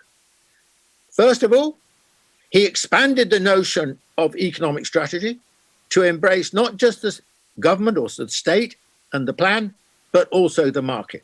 This was a big change, but it was an absolutely critical change, because from that moment, China, instead of growing at around 4 to 5%, started growing at 10%. And secondly, he believed that China needed to join the world, to integrate itself with the world, including the capitalist world. He was very confident. Ultimately, we have to be able to compete with the capitalist world. In other words, he was behind the integration of China into the world. Now, these were absolutely two profound changes, bigger changes than any major Western countries made in that same period between 1978 and the present. Extraordinary changes. And where did they come from? Another political party? No, it came from the Chinese Communist Party. How does the Chinese Communist Party manage to do something like that? Because this is a Communist Party deeply rooted amongst the people, very self-confident, and therefore able to make changes which, quite frankly, in a Western country like the Democrats and the Republicans, or the Conservative Party and the Labour Party, we've never seen anything like that. So the idea that just because you've got a one-party state, you ossify, you can't make shifts, you can't make changes, you lose touch with the people, I'm sorry. That might be happening in the West, but it's certainly not been happening in China.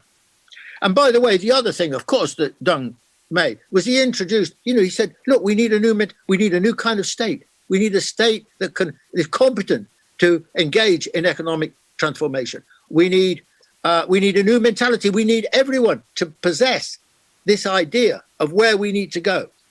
We need everyone to have initiative and so on. And Deng, I think, was in a sense, he in that sense invented the modern Chinese innovative spirit that we see now so well. So what else can we say about it?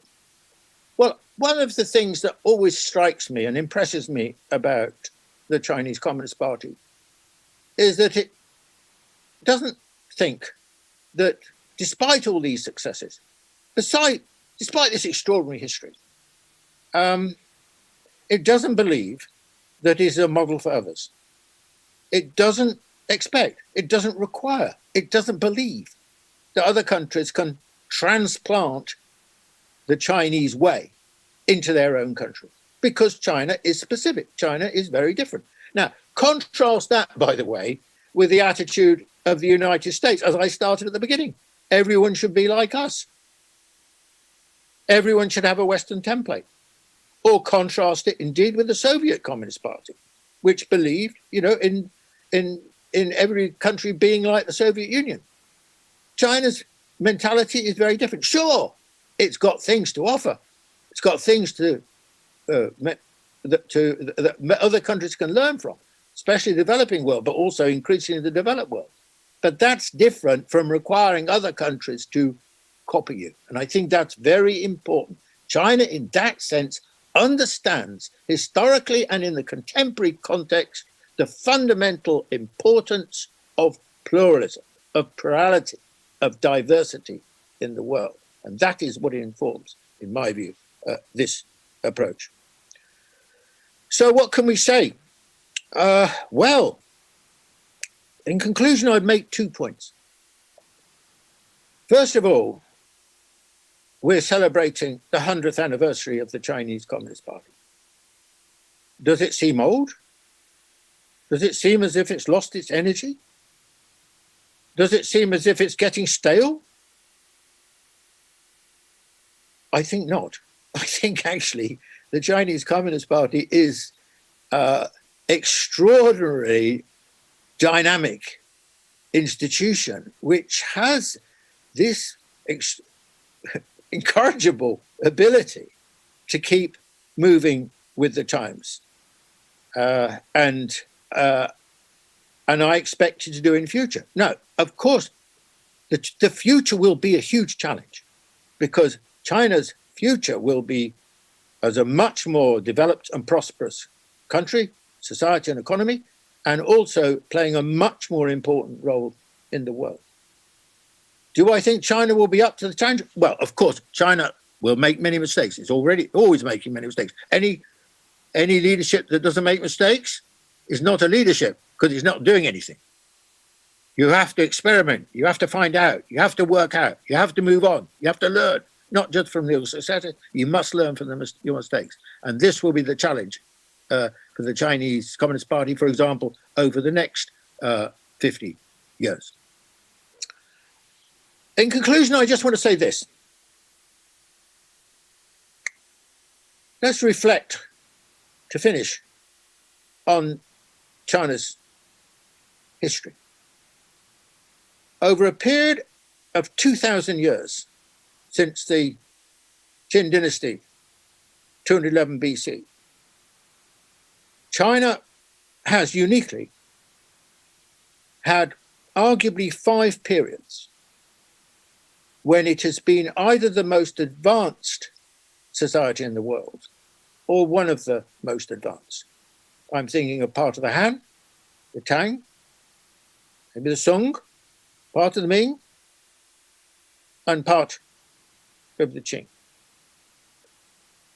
And now China stands on the eve of once more becoming the most developed and most important country in the world.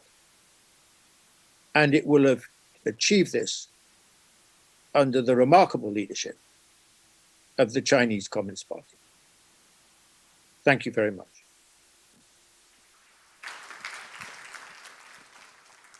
非常感谢马丁·雅克先生 ，Thank you very much, Mr. Jacques。那么下面有请全国人大常委会香港基本法委员会委员、香港大学法律学院教授陈弘毅先生发言。Now, may I invite Mr. Albert Chen Hongyi, member of the Hong Kong Basic Law Committee of the Standing Committee of the National People's Congress, and Professor, Faculty of Law, the University of Hong Kong, Mr. Chen.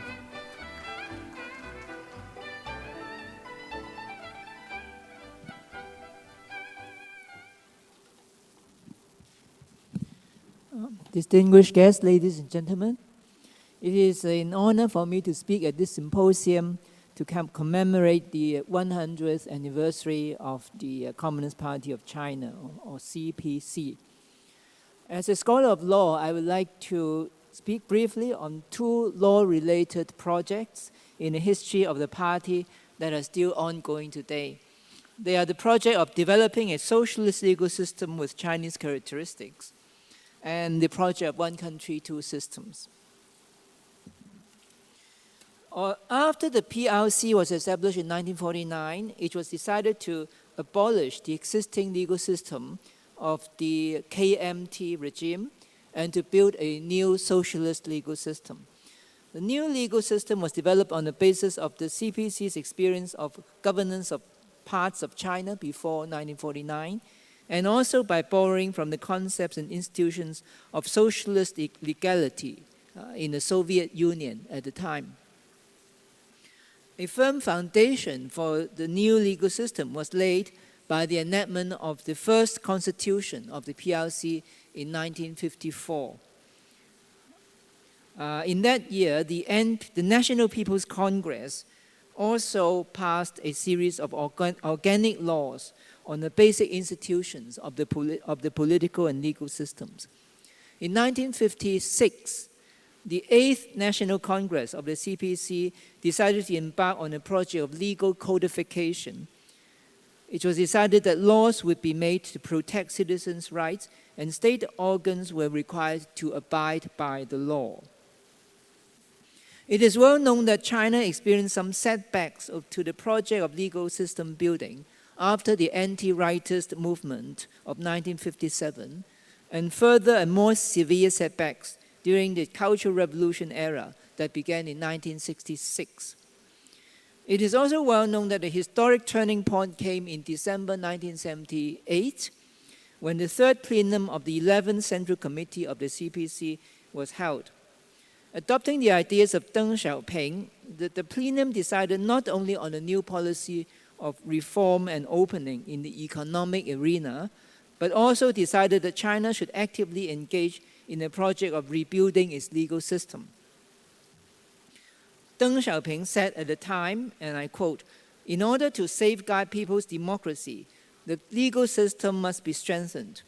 Democracy needs to be institutionalized and legalized, so that such a system and such laws should not change merely because of a change in leadership or a change in the leader's views and attention."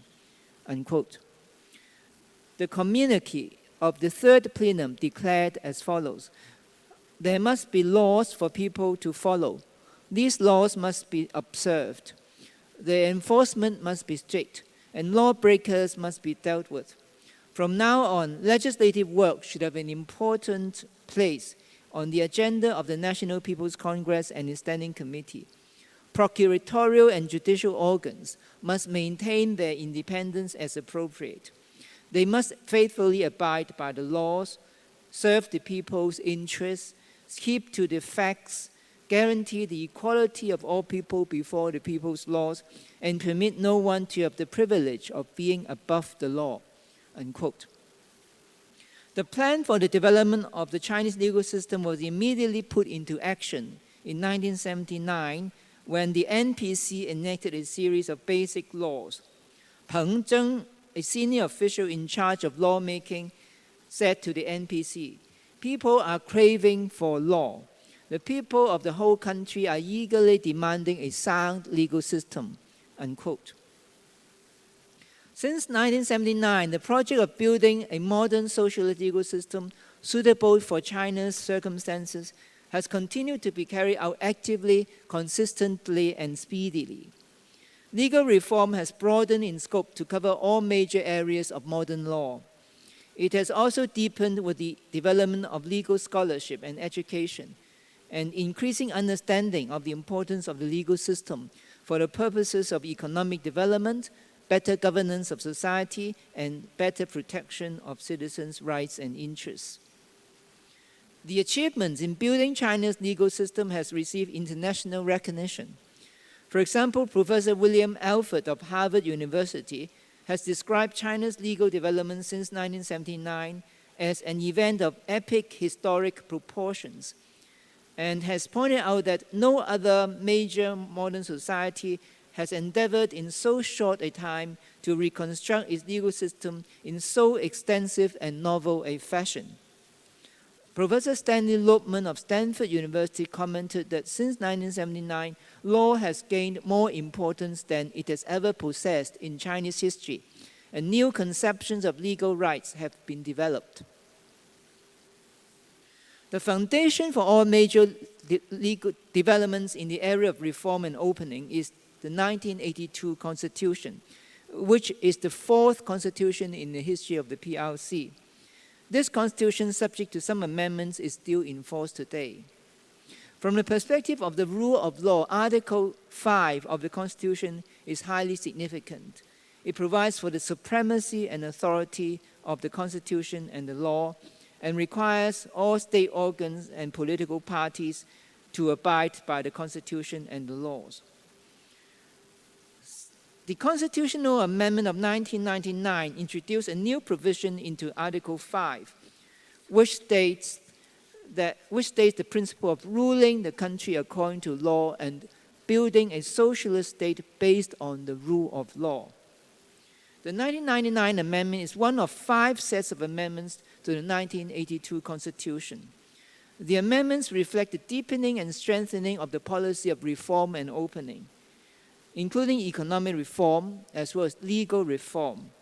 For example, the constitutional amendments have introduced the following terms and concepts into the Constitution: the preliminary stage of socialism, socialism with Chinese characteristics, the socialist market economy, protecting the private sector of the economy, and protecting human rights and private property rights. At the 15th National Congress of the CPC held in 1997, it was declared that the goal of legal development was to establish a socialist legal system, a socialist system of laws with Chinese characteristics by the year 2010. Since 1997, further intensive efforts in lawmaking have been made, and it was announced at the NPC meeting in 2011 that the task of forming the legal system, this system of laws with Chinese characteristics, had been successfully completed by the target date of 2010. In 2014, the 4th plenum of the 18th Central Committee of the CPC was held. This was the first plenum of the Central Committee in the CPC's history that devoted itself entirely to the topic of legal development. The plenum passed a decision on the full promotion of ruling a country according to law. The decision elaborated the concept of the system of socialist rule of law with Chinese characteristics, which includes the 4 domains of lawmaking, implementation of law, judicial reform, and promotion of compliance with law. Efforts in the implementation of the 2014 decision and further development of legal thought led to the promotion of Xi Jinping's thought on rule of law early this year. At the same time, a plan for development of rule of law in China in the period 2020 to 2025 was promulgated. According to this plan, a system of socialist rule of law with Chinese characteristics should be basically formed by the year 2035.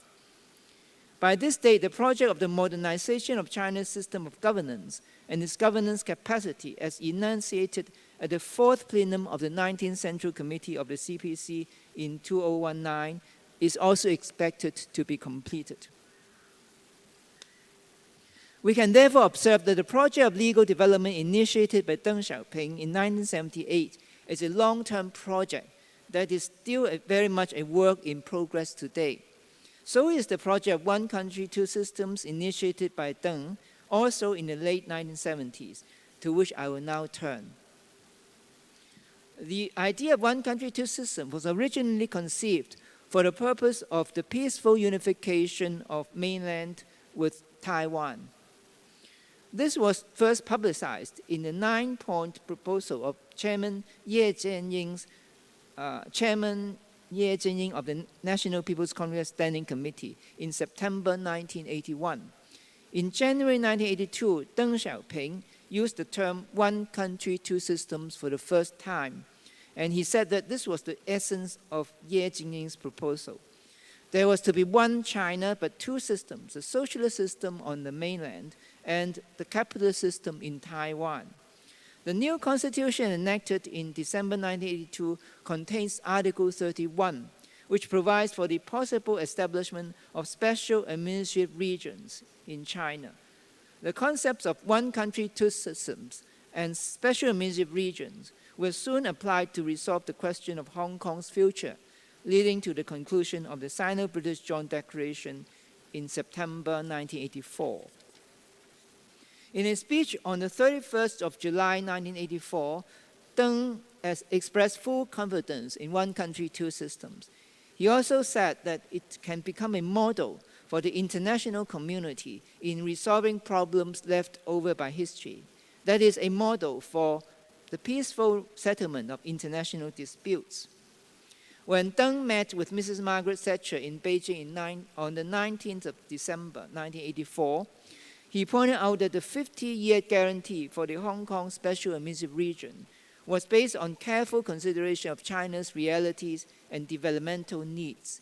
He said that by the middle of the 21st century, China would reach the same level of economic development as other developed countries.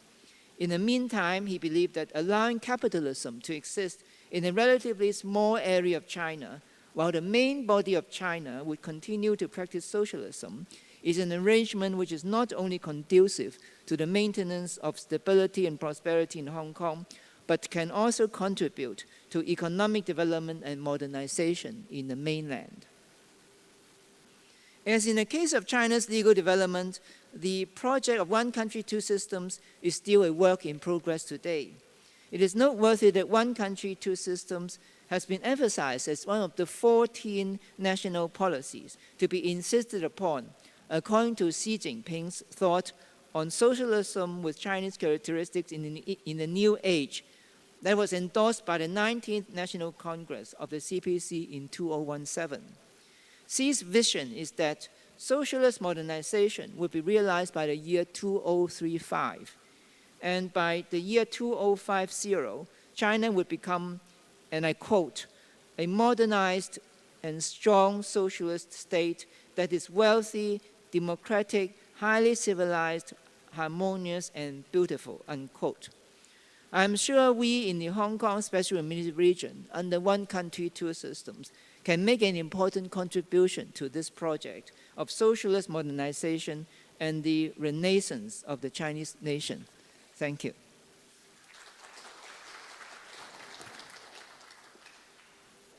Thank you, Mr. Chen. 谢谢陈弘毅先生. Please be seated. Thank you. 下面有请英国皇家国际事务研究所主席、高盛前首席经济学家、金砖之父吉姆·奥尼尔先生进行视频发言。Now let's welcome Mr. Jim O'Neill, Chair of the Royal Institute of International Affairs in UK, former Chief Economist of Goldman Sachs, and he's also known as Mr. Brick, B-R-I-C. Let's welcome him to deliver a speech through video, please. This year is actually the 20th year of when I first created the BRIC acronym. And it's quite a coincidence that it is also the same year as the 100th anniversary of the Chinese Communist Party. 20 years after I first thought of the idea, it is remarkable how much China has come to dominate the aggregates of the BRICS group. Today, at around $15 trillion, China is actually twice the size of all the other BRICS countries put together. And when I look back over the 20 years, it is pretty remarkable that of the four main BRIC countries, China, Brazil, Russia, and India, China is the only one over the whole of those 20 years that has done what my famous BRICS concept suggested each country could do to achieve its potential.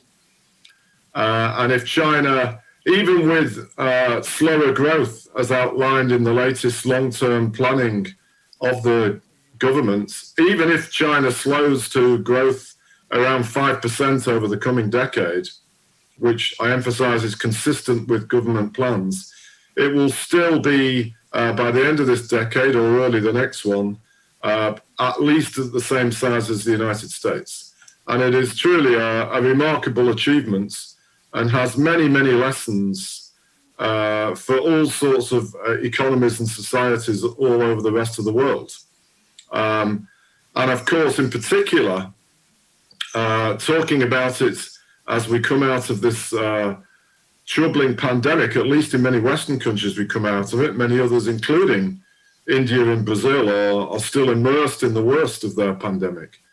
But as we start to think about the post-pandemic world, and in particular, the need to further reduce poverty around the world and to reduce inequality, China has got huge lessons to help other countries to learn from as to the economic and perhaps even societal procedures and policies that one has to follow to achieve these goals. I often say to people here in the United Kingdom when they try to understand China, because it's a very different society than ours in the UK, that China today probably has more than 300 million people, primarily in urban areas, that have the same annual average income as the average of the British citizen. And when you think about it, that means there are 5 times more people in China already that enjoy the same annual income as the average person in Britain. And there is no other large populated emerging nation anything close to that situation around the world.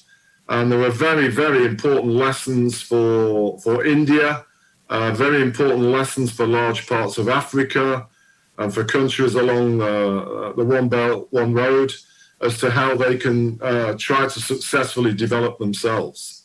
Many things to do with the role of education, the role of technology, both the creation of new technologies, but just as importantly, the ability to spread the use of those technologies across the whole of a country's citizens. And these things hopefully will be very powerful for China to help set examples for to the rest of the world as we go forward. When I look at the economic cycle in 2021 and 2022 in particular, it is of course the case that China is one of the few G20 member countries that we know for certain, without a new crisis, by the end of 2021, its GDP will be bigger than it was at the end of 2019. That might be possible in the United States and some other countries if they maintain the vigorous cyclical recovery that's taking place. But we also know for many countries, again my own included, the United Kingdom, it almost definitely won't happen. And we'll have to wait for 2022 for that to be the case.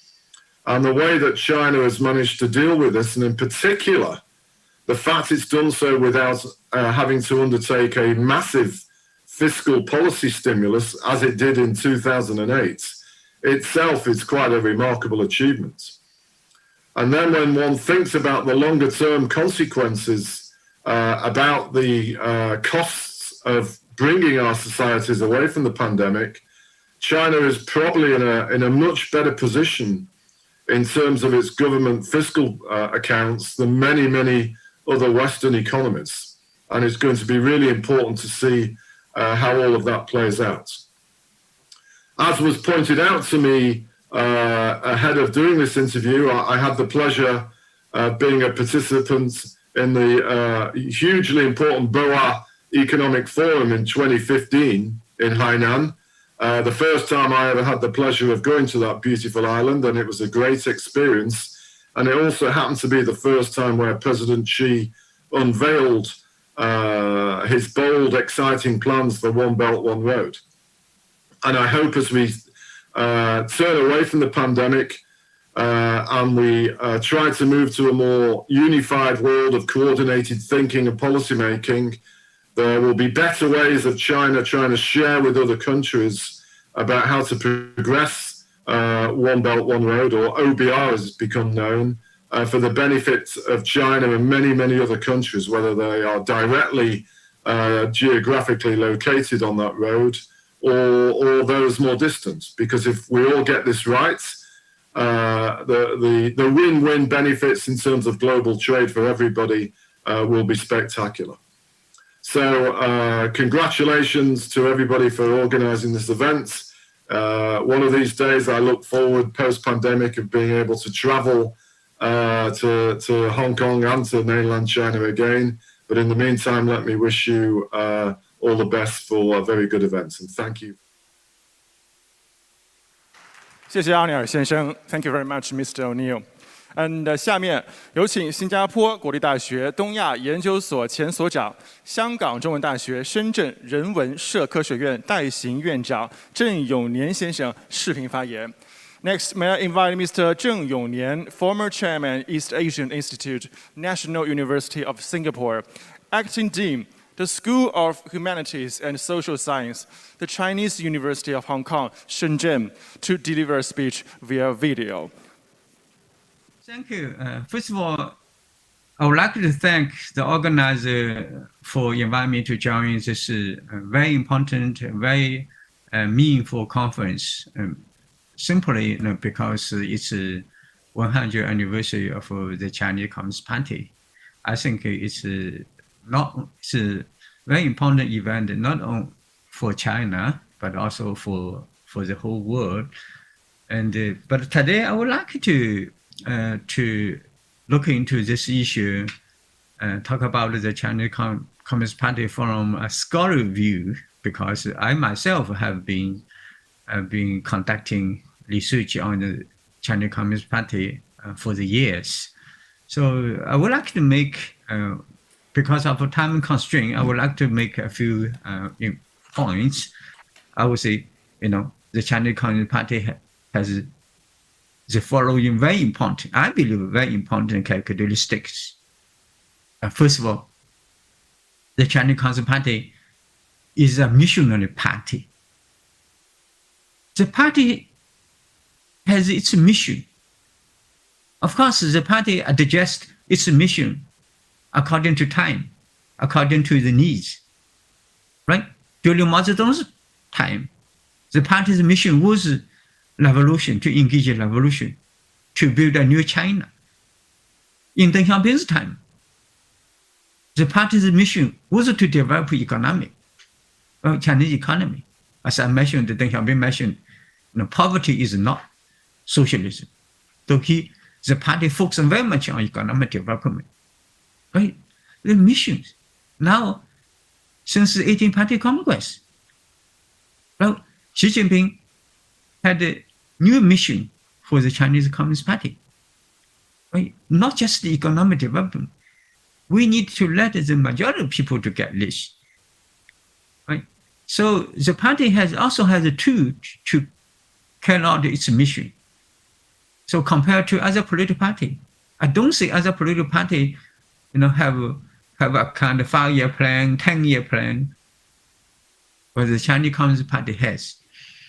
It has a 5-year plan.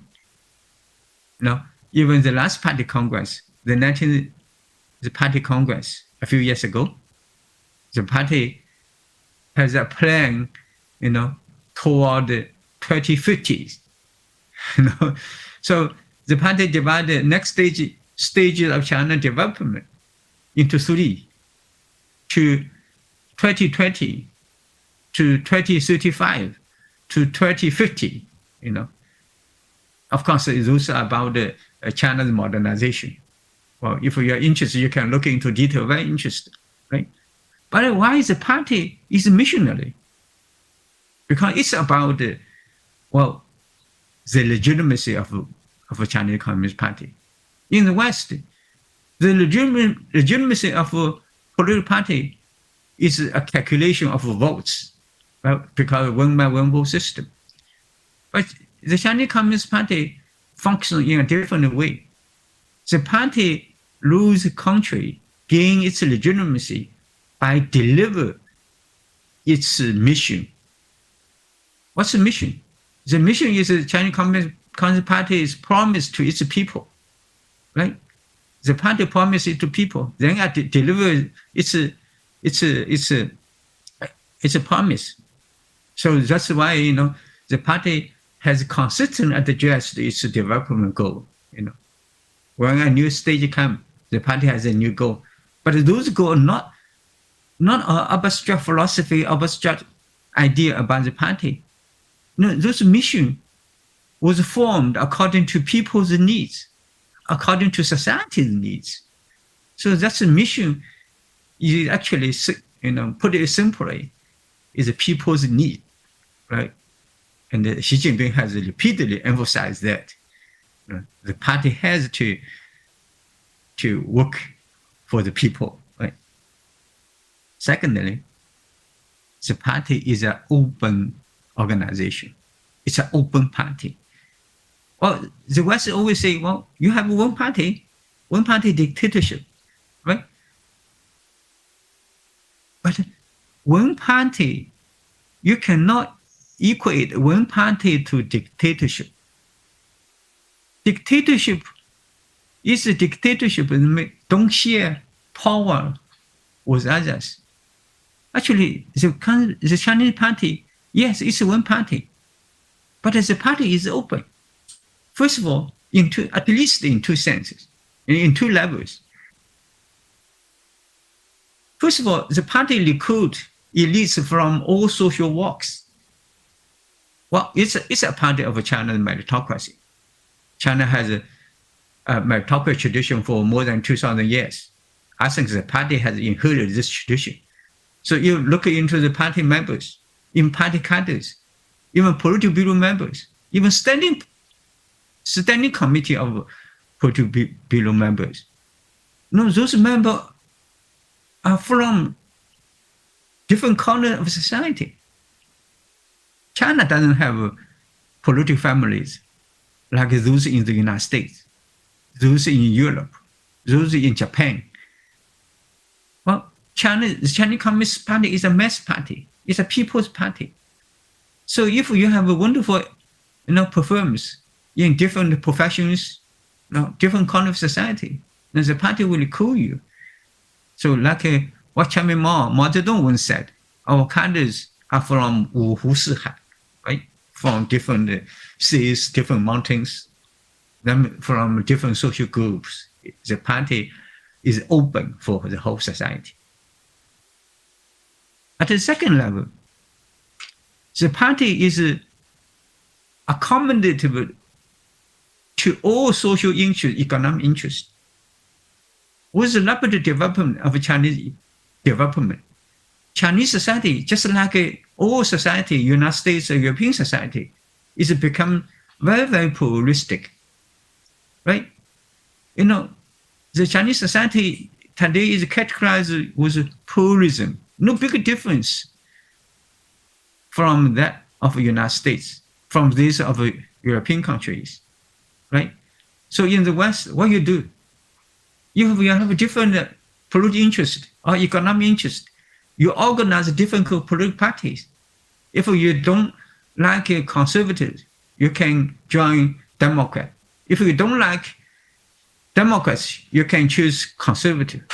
If you don't like both, in principle, in theory, you can organize your own party, a political party.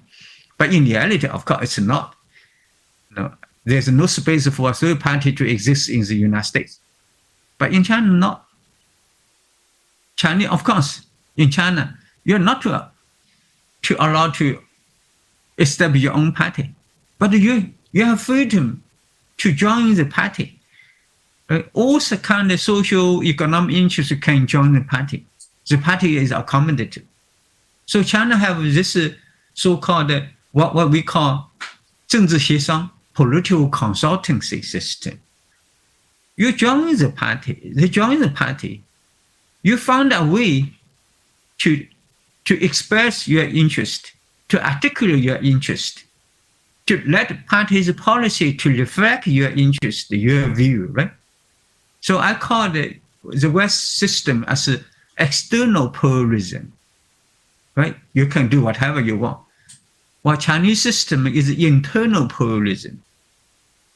Yeah, we only have one political party, but it's open. You can choose.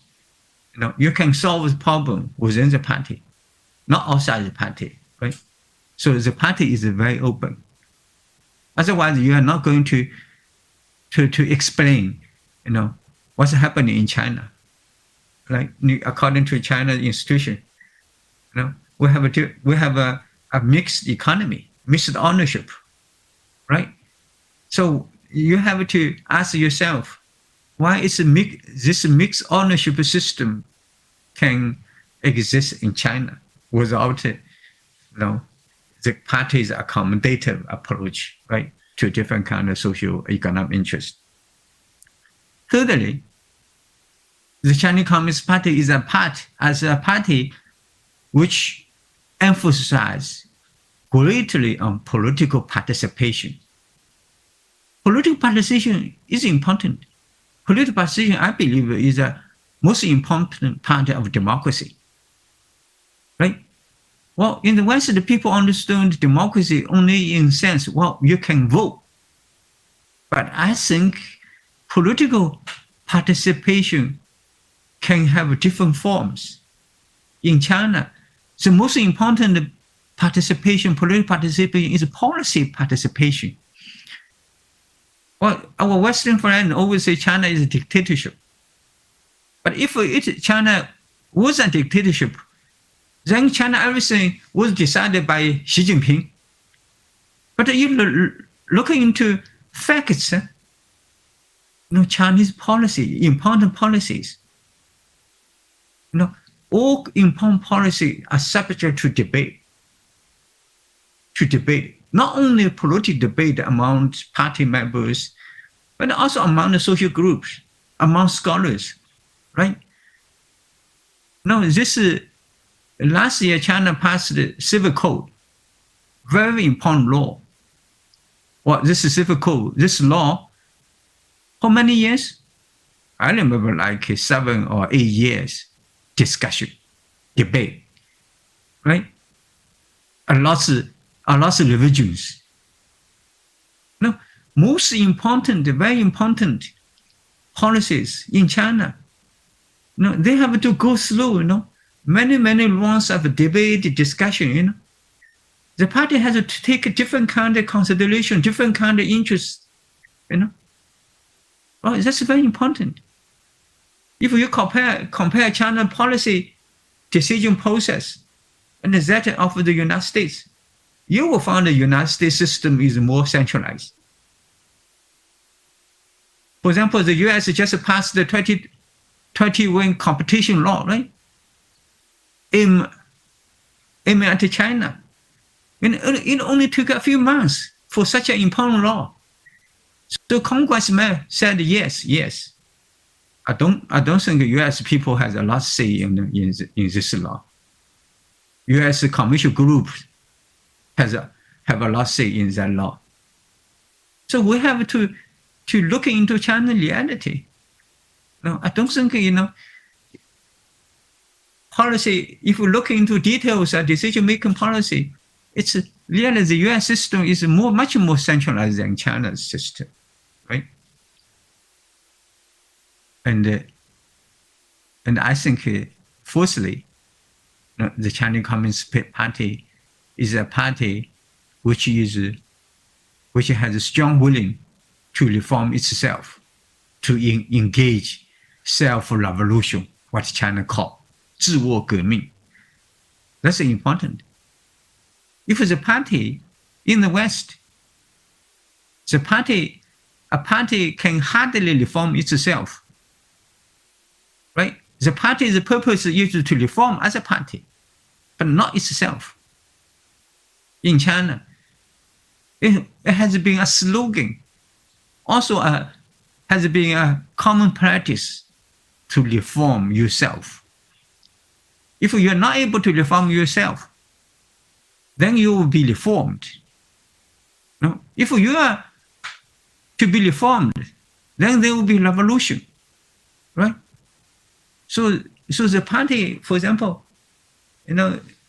has since Mao Zedong, every leadership will initiate, for example, anti-corruption campaign to tighten party discipline, right? Particularly since the 18th Party Congress, after Xi Jinping came to power, the Chinese Communist Party initiated a lasting anti-corruption campaign until today, right? What's the purpose, right? What's the purpose? No, to establish a clean government. A clean government is very important for all government, not just China.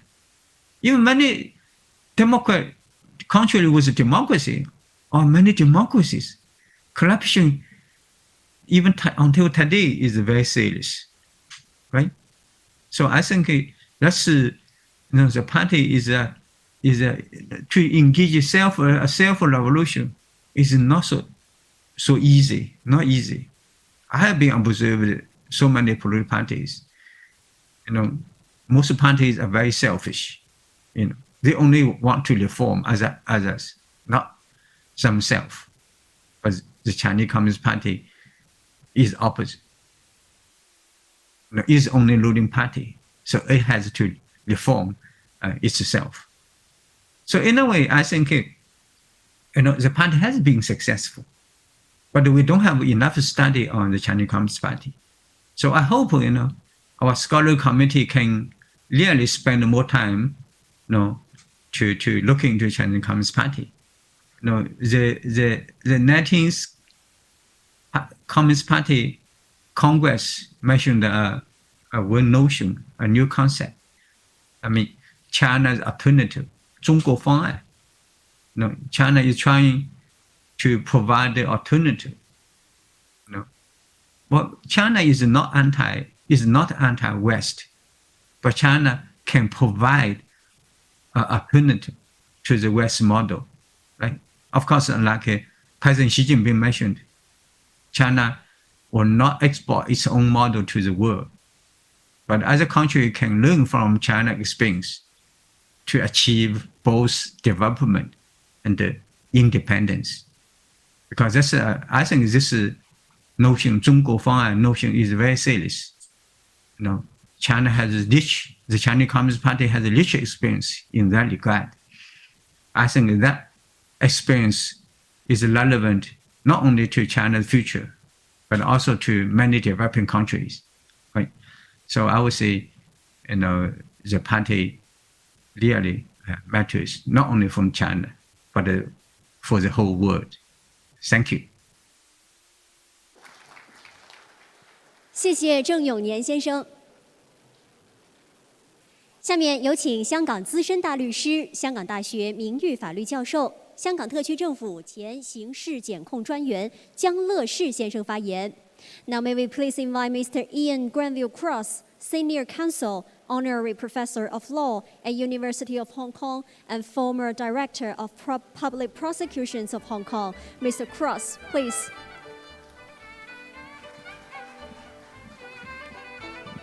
Good afternoon, ladies and gentlemen. I'm honoured to have been invited to speak on this historic occasion, and I thank the organisers for allowing me to share my thoughts on recent legal developments in China. Since 1921, the country has obviously undergone profound change, in consequence of which an ancient civilization is now fully realising its potential. The reform and opening up policy of the late 1970s has helped to shape the country's destiny, and it has now achieved domestic renewal, economic strength and global influence, all of which are benefiting its people and also the wider world. This, moreover, has been achieved through China's own efforts, which have turned its vision into reality. As part of their modernization program, the central authorities, in their request for a better future for the people of China, have studied alternative methods and experimented with different models. This is strikingly illustrated in the Hong Kong and Macau special administrative regions, both of which, after unification, have retained their own distinctive features from which lessons have been learned. These include their long-established legal arrangements, with one following the common law model and the other the civil law tradition. In the late 1980s, the paramount leader, Deng Xiaoping, famously declared that we must build a modern legal system for China. And since then, reformers have taken him at his word by seeking to improve the country's legal arrangements. Although some highly significant reforms have been implemented, they are either being ignored or downplayed in the West because they interfere with the negative notions that some countries like to project of modern China, but they are nonetheless very real. Major progress has been made, including judiciary reform, and this has helped to equip China for its worldwide responsibilities on the One Belt, One Road initiative and beyond. The Chinese courts, for example, resolved approximately 15,000 foreign-related civil disputes in the period 2013 to 2017, with BRI-related cases being a major component. In their adjudications, the courts have, as justice requires, adopted equal protection of litigants as a guiding principle, irrespective of where they come from. And in modernizing itself, China has acknowledged that economic development must be underpinned by a fair and efficient legal system, which is exactly what businesses require. In 2020, the foreign investment law commenced, and this provides new opportunities for foreign investors who, before committing themselves, look for financial certainty and a level playing field, and this is now being provided. In recent times, the emphasis has been on creating a favorable legal environment for the country's reform, development and stability, and in practical terms, judges handling foreign-related disputes are required to provide foreigners with every assistance, and this can take various forms. For example, at the Tongjiao District People's Court in Beijing, a special reception facility has been arranged for foreign litigants. English-speaking judges are available to explain court procedures to litigants. And there is even a special channel for financial institutions, corporations, and individual foreign litigants to file their cases. Judges handling foreign-related disputes are also required to expedite the cases and to ensure litigants have access to convenient legal services. Quite clearly, ladies and gentlemen, initiatives of this type will encourage more people, including foreigners, to invest and will also enhance the judiciary's global credibility. Allied to this, arbitration also has a vital role to play in dispute resolution as China optimizes its business environment. There are, therefore, now 260 arbitration commissions with 60,000 staff, and they have handled 4 million arbitration cases involving 70 countries and regions. In 2019 alone, the arbitration commissions handled almost 487,000 international arbitration cases involving 759 billion yuan. At the same time, and in order to foster a better legal environment, the improvement of judicial services is also being prioritized, and this involves greater transparency. In March, the Supreme People's Court work report indicated that changes are being implemented to streamline court procedures and enhance judicial credibility. And this could pave the way for the world's first legal system integrated with artificial intelligence. The judiciary's operations are being transformed by technological initiatives, including the use of artificial intelligence and big data analytics. In this process, the Smart Court initiative is coming into its own, and this involves high-tech measures such as facilitating the filing of documents by court users, releasing court judgments online, algorithm analytics, and AI-assisted decision-making in courtrooms by working with technology companies. Indeed, the progress being made by the courts is actually mind-boggling and far surpasses the expectations of even just a few years ago. The Supreme People's Court work report reveals that since 2014, the courts throughout the country have published over 120 million judgments in China Judgments Online, a data bank, and that over 11 million trials have been broadcast online. This is significant as the publicization of judgments from different parts of the country widens the knowledge of judges and legal professionals about what is happening elsewhere, and this promotes greater consistency among the courts, which results in fairer judging. It also means that judicial credibility is improved, and this enhances public trust in the courts. And indeed, following its launch in 2014, China Judgments Online now includes criminal, civil, and administrative cases, and its search function enables users to track judgments of interest. By March this year, the database, which hosts more than 117 million judgments, the majority of which are criminal cases, had been visited over 5.8 billion times. About 50,000 new judgments are being added daily, with the majority being uploaded by the lower level courts. Apart from the judges, the lawyers can also access the data bank, and this helps them to formulate their submissions. For although China does not follow the case precedent system of the common law world, it nonetheless assists lawyers who are preparing their submissions if they can show the courts how similar cases have been handled by other judges previously, as they can then seek a uniform approach to the same questions. Quite clearly, if national laws are not being applied uniformly throughout the country, then uncertainties will arise, and the new technology is helping to ensure that there are not wide variations of interpretation among the courts in different cities and provinces. The courts, moreover, are now experimenting with admitting evidence electronically, and over an 11-month period in 2020, over 7 million cases were filed online, with more than 4 million cases actually mediated online. In the same period, almost 900,000 trials were heard virtually, which was a 7-fold increase over 2019. And a major benefit of this has been that even during the COVID-19 pandemic, the courts were able to continue their operations. And under China's 14th five-year plan, the country's courts will upgrade to the 4th generation of smart court by 2025, which will include not only a centralized database platform for all judicial data, but also a centralized central hub that oversees the implementation of the Smart Court initiative throughout the whole of the country. If, however, the courts are to function effectively and deliver justice, they must be staffed by people of the highest quality, and here there have been significant advances. Until quite recently, there was only limited legal training for judges at the lower levels, but this has now changed. Anyone who aspires to be a judge, or indeed a prosecutor or a lawyer, must, having obtained a law degree, pass the National Unified Legal Professional Examination, which is not easy, as well as a separate judge's examination, and this has raised judicial standards enormously. Many of the new generation of judges have also studied elsewhere, including in Hong Kong, and this has undoubtedly broadened their horizons and enhanced their credibility. And in my own area, which is criminal justice, the Supreme People's Court has, since 2018, prioritized two vital principles in criminal cases. These require, firstly, that there should be no punishment where doubt exists, and secondly, that illegally obtained evidence should not be used against a criminal suspect at trial. These principles are deeply embedded in the common law tradition followed in Hong Kong, and they reflect the notion that the conviction of a suspect is not an end in itself, and that the processes resulting in a conviction must also be fair.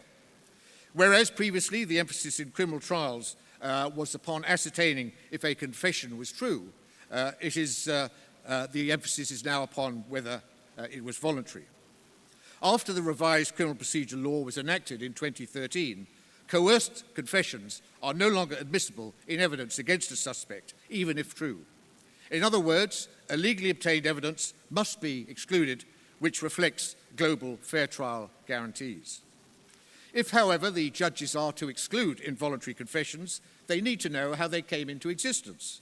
And this is why the law enforcement agencies are now required to video record the confession-taking process, certainly in the more serious cases. This technique was pioneered here in Hong Kong by the Independent Commission Against Corruption, and it resulted in many more pleas of guilty and fewer acquittals. Given its success, it was then adopted by the Hong Kong police force as well as by law enforcers in Macau. And the principle of legality, which is now accepted, requires that nobody is required to incriminate themselves, and before the courts can accept confessional evidence, prosecutors must first be able to demonstrate, whether by video records or otherwise, that it was made voluntarily. And another fascinating development I would mention is concerns the people's assessors, whose role is not dissimilar to that of jurors in criminal trials in Hong Kong. Although they were originally introduced in the 1950s to give the public a voice in the judicial process, the People's Assessors Law, enacted in 2018, gives them equal rights with judges in trials, unless the law provides otherwise. The object is to achieve judicial democracy, and although they normally sit on 3-person collegiate panels, they are also eligible in graver cases to participate in 7-person panels, usually comprising 3 judges and 4 assessors. Although assessors cannot vote on legal questions, they can still discuss them, but they vote jointly with the judges on factual issues which are decided by the principle of majority rule. And indeed, in 2019, 170,000 people's assessors were appointed, and this has greatly enhanced public participation in the judicial process. I feel sure, therefore, that Deng Xiaoping would have been elated to see the extent to which China has, as he hoped, set about building a modern legal system. He would, I believe, also have been heartened by the successful implementation of the one country, two systems policy for Hong Kong and Macau, of which he was the architect. Although the policy has been implemented in Macau without difficulty, there have been problems in Hong Kong, which are now being resolved by constitutional means and through the efforts of people of goodwill throughout the country. There were fanatics in Hong Kong, encouraged by hostile forces elsewhere, who were prepared to use the city's unique status, not as a springboard for achieving greater things, but as a means of creating chaos and damaging the country as a whole. But they have now been thwarted. Since 1997, the basic law of the Hong Kong Special Administrative Region, which was enacted, of course, by the National People's Congress in 1990, has ensured that the common law system has not only survived in Hong Kong, but has gone from strength to strength. Both judicial and prosecutorial independence are constitutionally guaranteed, and convictions are only ever possible if prosecutors have established guilt beyond reasonable doubt. The principle of trial by jury is upheld, and judges are chosen on the basis of their judicial and professional qualities, and may, in a remarkable gesture, also be recruited from other common law jurisdictions. The Hong Kong Court of Final Appeal is vested with the power of final adjudication, and there are currently 14 overseas non-permanent judges sitting on it, coming from Australia, Canada, and the United Kingdom. The decision to enable Hong Kong to maintain close links with other common law jurisdictions was clearly prescient, and it has helped to maintain confidence in the legal system. There were, however, people who wanted the one country, two systems policy to fail, as they knew that this would weaken China. Since Hong Kong lacked its own national security laws, they launched their insurgency in 2019, which involved destruction, violence, and terrorist outrages. Opposition forces openly preached Hong Kong independence and self-determination, and they unashamedly align themselves with China's geopolitical rivals, even urging them to enact laws which would damage Hong Kong and the country. Once it became clear that the city's way of life was under real threat, the central authorities had no choice but to intervene. The national security law for Hong Kong was therefore enacted by the Standing Committee of the NPC on June the 30th, 2020, but it was done, ladies and gentlemen, in a way that was constitutional, minimalist, and respectful of Hong Kong's legal norms. It was constitutional, firstly, because the NPC was exercising the power conferred upon it by the Constitution itself, and secondly, because the Basic Law, Article 13, provides that the NPC Standing Committee can add additional laws to the Basic Laws Annex 3, if they relate to defence and foreign affairs or other matters outside of Hong Kong's autonomy. And it was minimalist because it only contained the laws for the suppression of the criminal acts which were immediately threatening Hong Kong, namely secession, subversion, terrorism, and collusion with foreign powers. And the city, as the Basic Law Article 23 stipulates, was entrusted to enact the remaining and not so urgently needed national security laws, including those for treason, sedition, and theft of state secrets. And thirdly, it was respectful of legal norms because at the outset of the national security law in Article 4, it is stated that human rights shall be respected and protected in safeguarding national security. And these are specified as including freedom of speech, of the press, of publication, of association, of assembly, of procession, and of demonstration, which are rights that residents already enjoy under the Basic Law, the International Covenant on Civil and Political Rights, and the International Covenant on Economic, Social, and Cultural Rights. And in criminal justice terms, ladies and gentlemen, the National Security Law in Article 5 provides that, quote, the principle of the rule of law shall be adhered to, end of quote, in the conduct of criminal cases. This is achieved by ensuring that the protections enjoyed by criminal suspects are upheld, that the presumption of innocence is respected, that the right to a fair trial is guaranteed, that prosecutions are based on legal certainty, and that wherever possible, cases are handled in accordance with existing judicial procedures.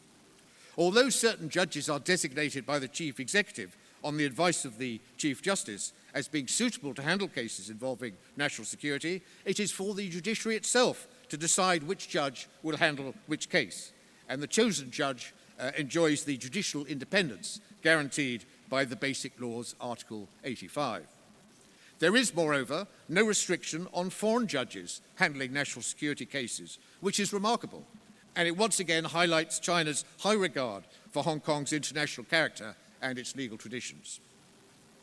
Now, in conclusion, it is apparent that throughout China, legal reform is now buttressing national development, and that the modernization process is yielding positive results, which bodes well for the future.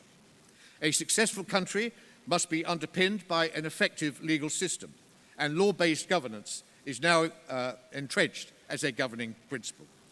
The people of China are benefiting from the protections provided by increasingly sophisticated laws and legal institutions, and the rights of parties to litigation, whether civil, commercial, or criminal in nature, are being appropriately prioritized. The law must always be used as a means of achieving just outcomes, and this must be a national imperative as China moves forward. Thank you very much.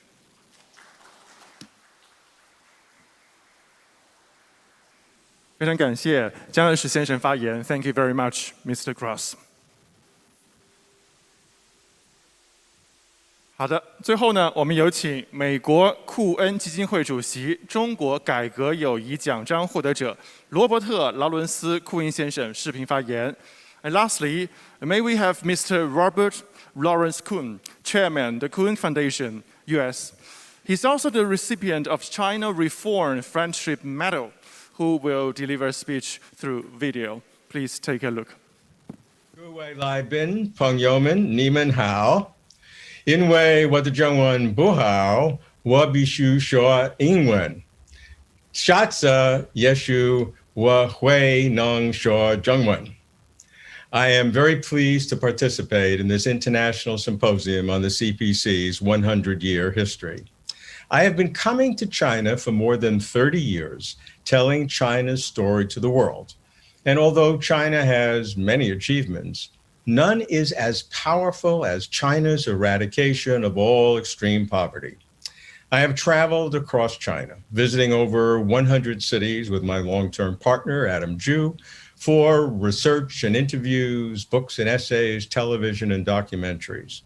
Yet as much as I thought I knew China, I did not appreciate all that is required for poverty alleviation until I visited poor villages, especially remote mountainous villages. I spoke with poor villagers, those who had come out of poverty through micro businesses, those who had relocated to suburban areas, and those who, ill or infirm, needed social security support. But going beyond the great good of poverty alleviation itself, understanding how the leadership of the Communist Party of China, the CPC, the party, enables the poverty alleviation campaign to fulfill its mission gives deep insight into the CPC's governance structure and its organizational capabilities. This is especially important at this time of heightened awareness of China's increasing role in global affairs and the increasing sensitivities to it. Those foreigners who may assume that CPC General Secretary Xi Jinping's primary purpose is political power, economic domination, and military expansion may be surprised to learn that he considers poverty alleviation to be his most important task. For about 8 years now, I've been tracking Xi's relentless pursuit to eradicate all absolute poverty in China by 2020. It's his signature program. China's first national goal, as most people know, was to realize a moderately prosperous society by the end of 2020. And Xi Jinping asserted that China could not be a moderately prosperous society, Xiaokang Xiaohui, if any of its citizens continue to live below the line of absolute poverty. It was in November 2013 that President Xi first proposed the concept of targeted or precision poverty alleviation. Targeted means individualized procedures and programs with the policies to support them, including standardized definitions of poverty, identification criteria of poor people, and customized plans and programs to bring each out of poverty. 5 methods deal with different poverty conditions: industry, creating a sustainable micro business; relocating, moving people from remote areas; education and training; ecological compensation for those living in ecologically vulnerable areas; and social security, medical subsidies, and direct payments for those who cannot work. 5 levels of local party secretaries coordinate their roles: provincial, municipal, county, township, village. Third-party evaluations are conducted regularly and randomly to assure honesty and accuracy. I was startled to discover that every poor family in China has its own file, each with its targeted plan. That's millions of poor families with customized plans, each checked monthly, recorded on paper in a book, and digitized for central compilation and analysis. Equally startling, local officials are dispatched to impoverished villages to manage poverty alleviation, sometimes for up to 2 years. I watched a democratic appraisal meeting in a remote village where villagers voted into poverty status, one young man whose father had cancer, and cheered when another man was raised out of poverty. I watched local officials being held accountable, their careers at stake. And for those foreigners who marvel at how China contained the novel coronavirus, COVID-19, with so few cases and deaths compared to other countries, I point out that the common root of China winning the war to contain the contagious coronavirus and China winning the war to eradicate extreme poverty is the CPC's leadership and organizational capacity. This remarkable parallelism is a probative insight into China's party-led governance system. In early February 2020, soon after Wuhan was locked down, I went on the record in the media, international and Chinese, voicing confidence that China would contain the escalating pandemic. I based my confidence not on any prophetic gift, but on China's success in alleviating extreme poverty, which I had been following for years. The structural similarities between anti-pandemic and anti-poverty campaigns are striking. CPC leadership, General Secretary Xi's commitment, CPC mobilization. Let's discuss each. First, the operational leadership of the CPC, not just giving directives and making pronouncements, but implementing programs and operating projects through the CPC organizational structure, the central government and the 5 levels of local government: provincial, municipal, county, township, and village. Second, the commitment of Xi Jinping, the General Secretary of the CPC Central Committee, who sets an example that leaders and officials must follow. Almost everywhere she goes, he stresses poverty alleviation and encourages party officials to visit impoverished areas regularly and interact with poor people directly. She has made the remarkable statement, "I have spent more energy on poverty alleviation than on anything else." I know no other national leader who has made such an assertion. Similarly, during the pandemic, when she visited hospitals and spoke with frontline workers, the whole country got the message. Third, the mobilization capacity of the CPC, commanding the country's resources in personnel and materials. To contain the pandemic, China's mobilization was unprecedented in global health history, locking down Wuhan and neighboring cities, 60 million people or more, house-to-house temperature checks, the CPC's grid management system of social control, postponing the return to work after the Lunar New Year, break of hundreds of millions of travelers, recruiting major companies, state-owned enterprises, and the private sector for support and logistics, assigning sister relationships between strong provinces and hard-hit cities in Hubei province, a strategy long employed in poverty alleviation between eastern and western provinces and cities. Similarly, the success of China's targeted poverty alleviation campaign, bringing about 100 million people out of abject poverty since 2012, included the complete relocation of millions of poor farmers from remote mountainous villages to newly constructed urban and suburban residences. Nowhere else could such mega projects work like they worked in China. And the reason they worked is because the party system works for mega projects. Those who recognize China's unprecedented success in both pandemic control and poverty alleviation must also recognize its causal relationship to China's overall party leadership and a strong command-down party-led government. All political systems have trade-offs. And while achieving national objectives is indeed an advantage of China's party-led system, it is not the only criterion for evaluating systems. This is why continuing reform, opening up, and system improvement are needed. China's readiness to change and improve is a critical part of its governance system. In the poverty alleviation campaign, the government is committed to preventing fraud and corruption. With career stakes high and funding vast, cheating and stealing are no surprise. In 2017, the data is very interesting.